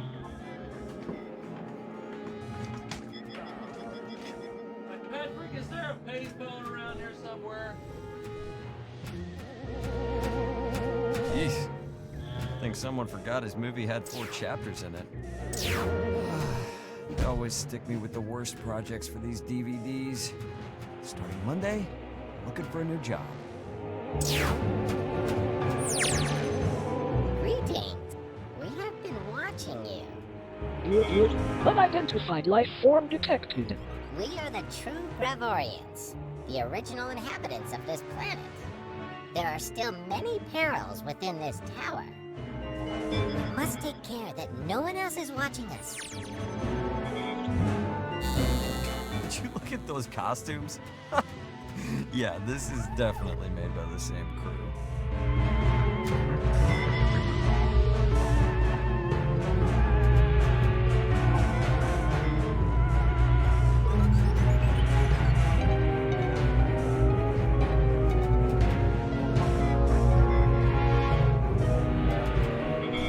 Made from those inflatable air dancer things you see outside stores. Oh, they must have borrowed them from Emperor Greg's used car lot. No doubt about it. If the director was good at anything, it was figuring out how to do things as cheap and cheesy as can be.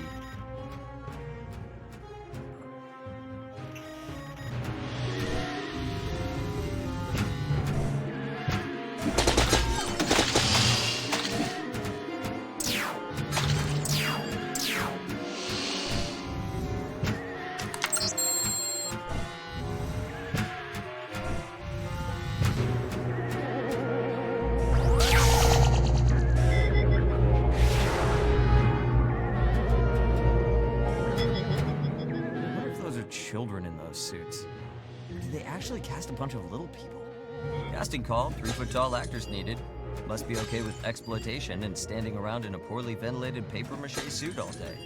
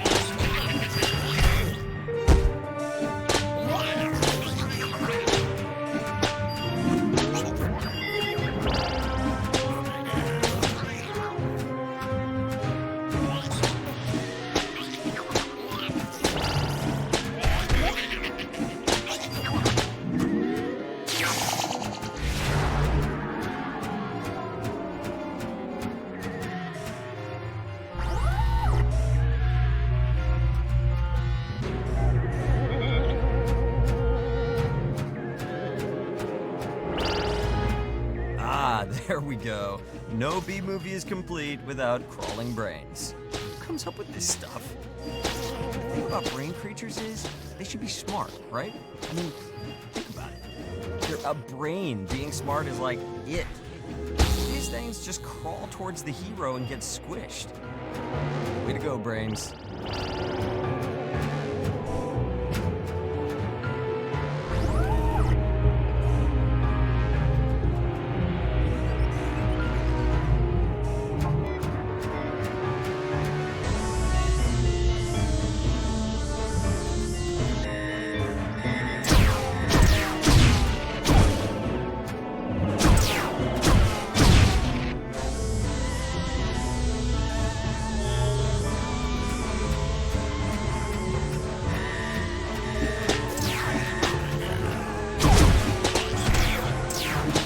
Still confused by these guys. Were these brains once human or something? Did they lose their will to live now their bodies are gone? Maybe they're like cow brains. That's why they aren't so smart. Or maybe like a manatee brain. Yeah, water cows are adorable.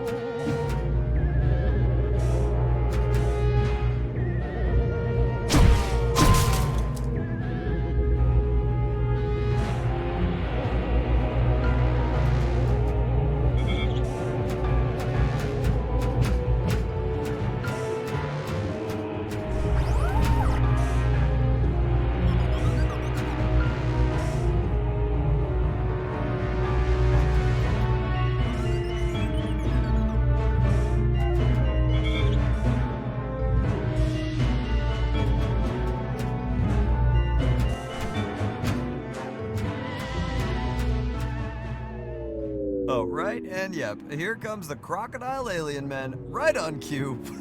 Where did they come from? Are they all friends with the bobblehead aliens?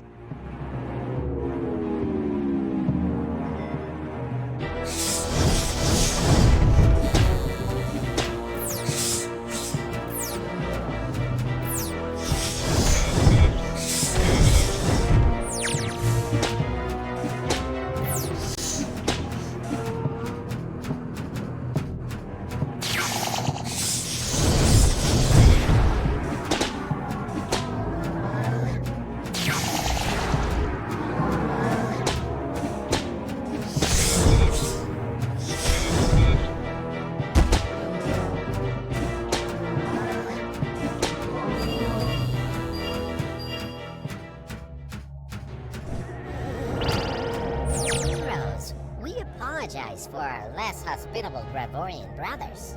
They cannot comprehend your importance.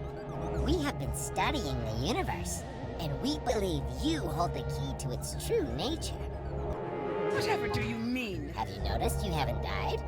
Despite insurmountable odds against you, the universe is protecting you. Nonsense. We are alive because of our talents and our skill. I see, you'll need convincing. Behold, the Aeronautical Disruptor. Looks like a pair of scissors. I admit, we don't know how the artifact works, but see what happens when I use it on an airborne object. Wow. Are they breaking the fourth wall? You missed, and yet you still killed it? How is this possible? The secret is to aim high. See you next time. They are breaking the fourth wall. For that?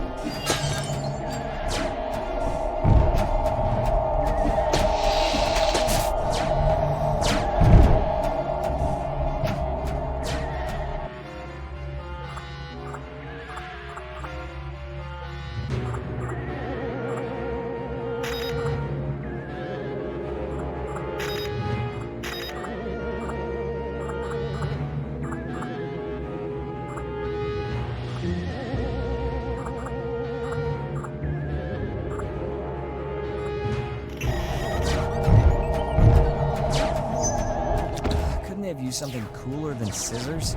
I get the whole thing about the strings, but that's like fighting against the Galactic Empire with a toothbrush because you discovered that they all have bad breath.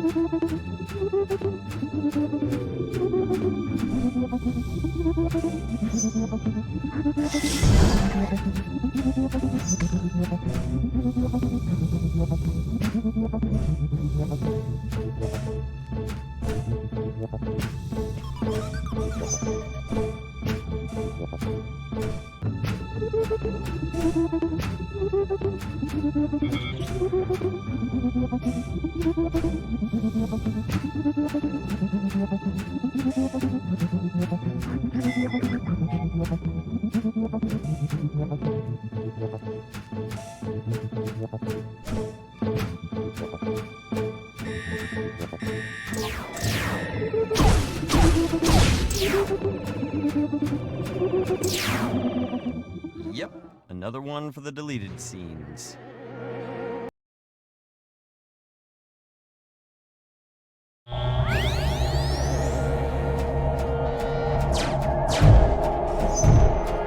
Couldn't they have used something cooler than scissors? I get the whole thing about the strings, but that's like fighting against the Galactic Empire with a toothbrush because you discovered that they all have bad breath.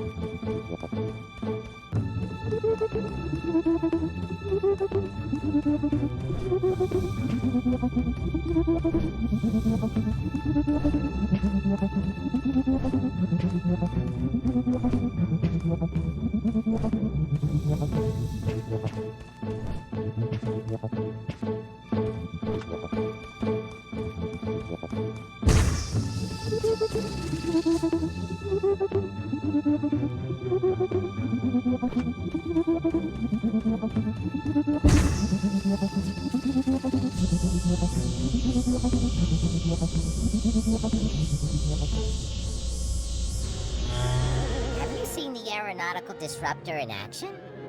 It contradicts everything we understand about flight. The phenomenon is a strange one indeed. But what are you getting at? By studying your language, we've discovered there are some sounds which cannot be uttered. It's taken our elders many generations to create a list of these magic words. Please, take this tablet and read it in a loud, clear voice. What trickery is this? It's nothing but a list of curses and foul language. You see, even you can't speak the magic words. I most certainly could. I just choose not to use such vulgarity. Then the second artifact upholds the prophecy. Tread carefully. The others will try to destroy you. Yes, about that. Why are the other aliens trying to kill us? The others fear you, Chosen Ones. You have the power to alter reality. The naysayers want to silence you. Oh, I get it. With their G rating, they weren't allowed to swear in the movie.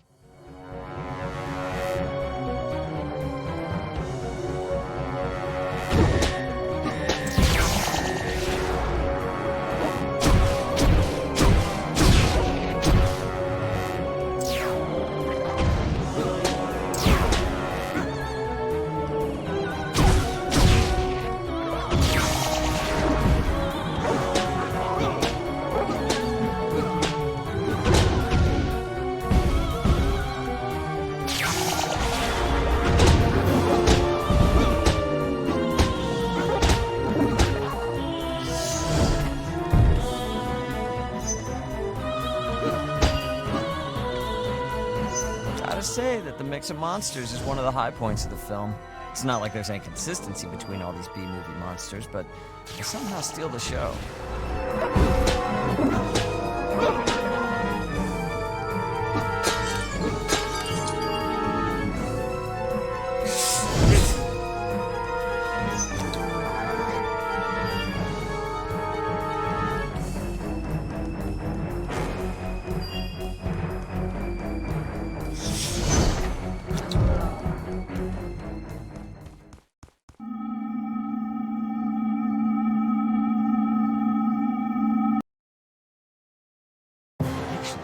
Big snail there looks like my old Aunt Bertha.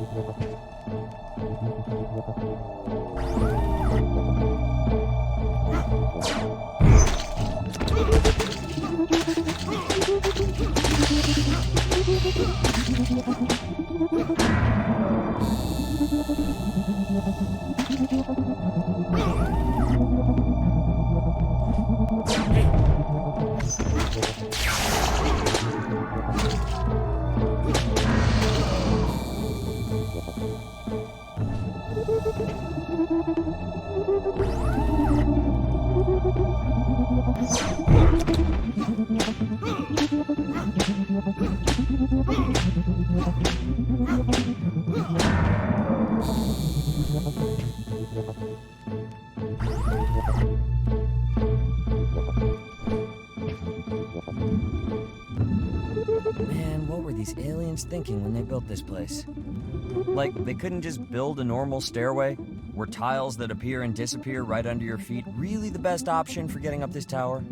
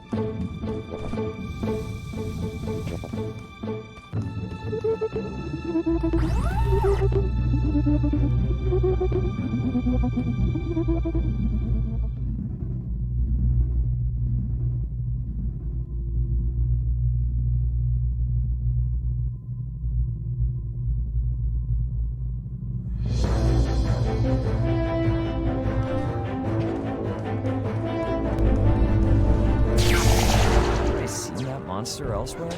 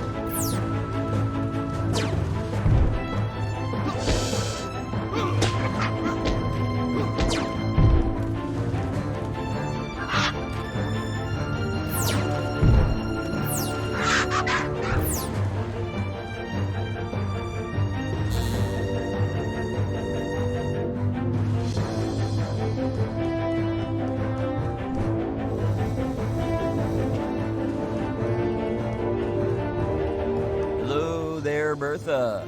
Looking pretty pale there. I'd sure cut off all the smoking, Aunt Bertha. It might kill you. Or, you know, that hero who's got a pretty bad grudge against you.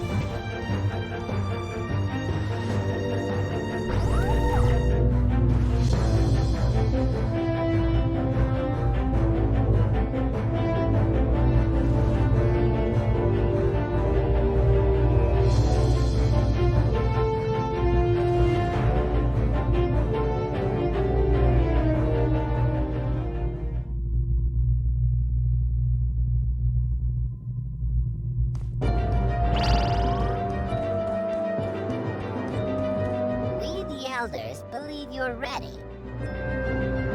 we shall reveal to you the third and final artifact. Gaze upon this. It's just my reflection. I've seen it dozens of times. No.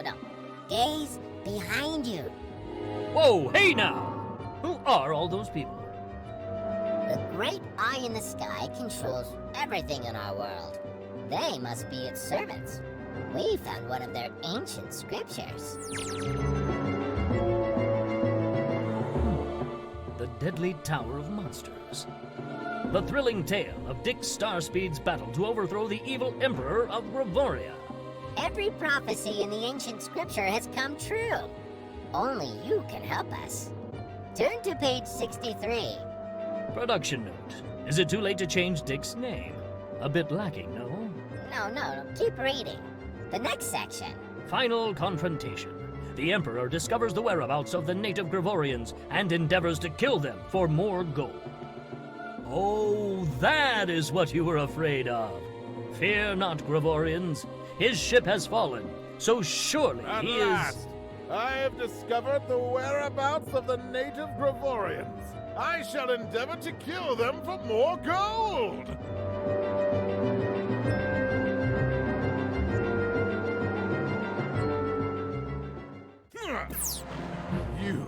I shall turn you to gold and craft a tea set out of you. Better yet, I'll turn you into gold tiles for my bathroom floor.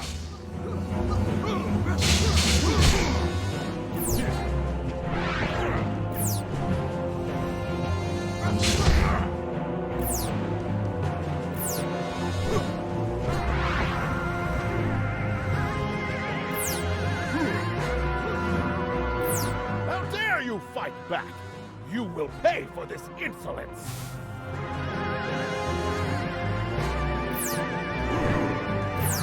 Soon your rebellion will be crushed.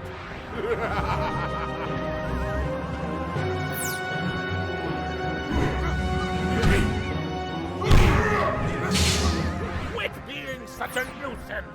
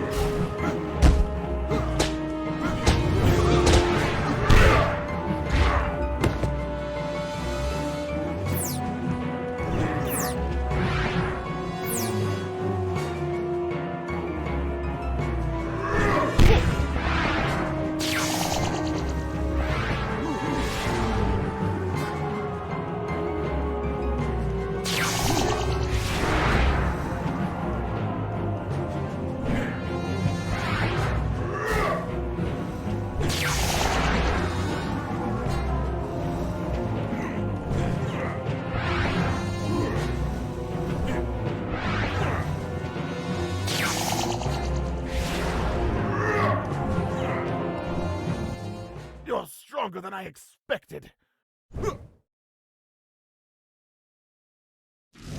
But you're no match for my throne ship.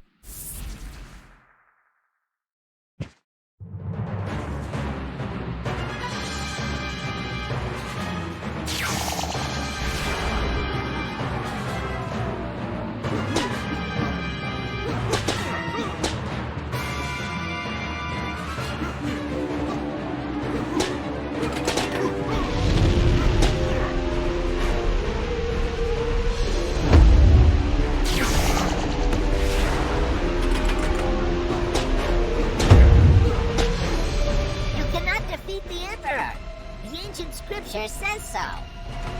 Use the final artifact to find the eye in the sky. You must make contact with those people and change our destiny. What's going on?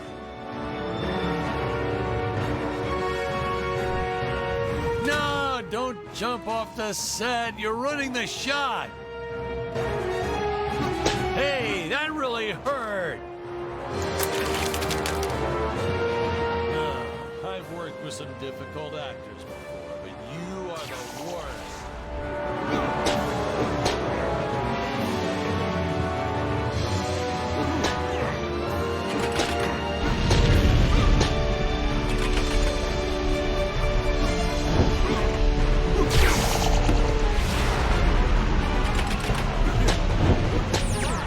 Cut! This scene is just all wrong.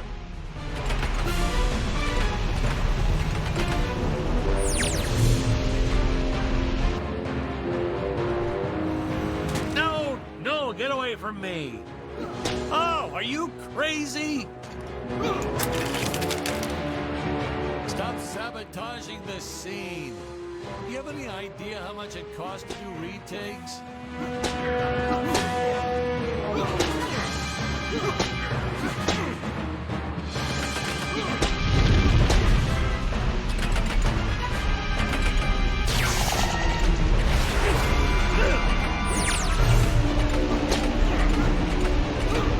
Oh, no, you don't. Don't you dare jump off the set again.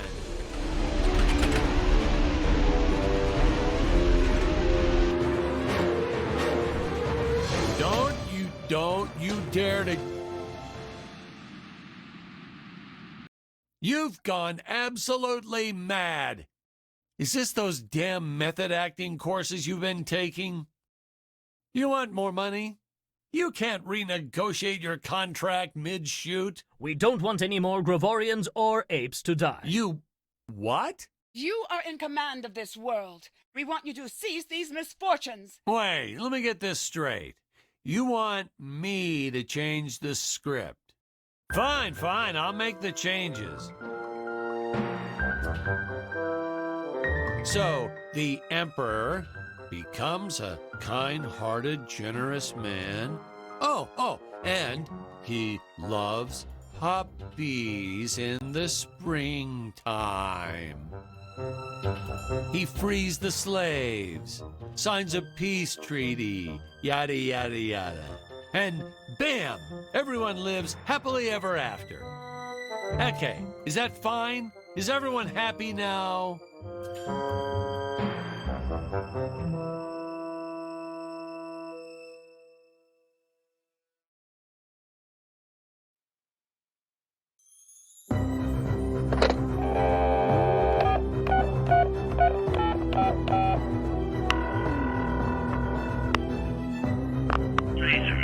Hello, Rich? You there, man? Dude, strangest day ever. We didn't really finish the commentary for that sci-fi DVD. That Dan Smith guy just up and left, like he forgot he filmed the last half or something. He got all antsy and he just peaced out. Man, you gotta find some better clients one of these... Well, huh?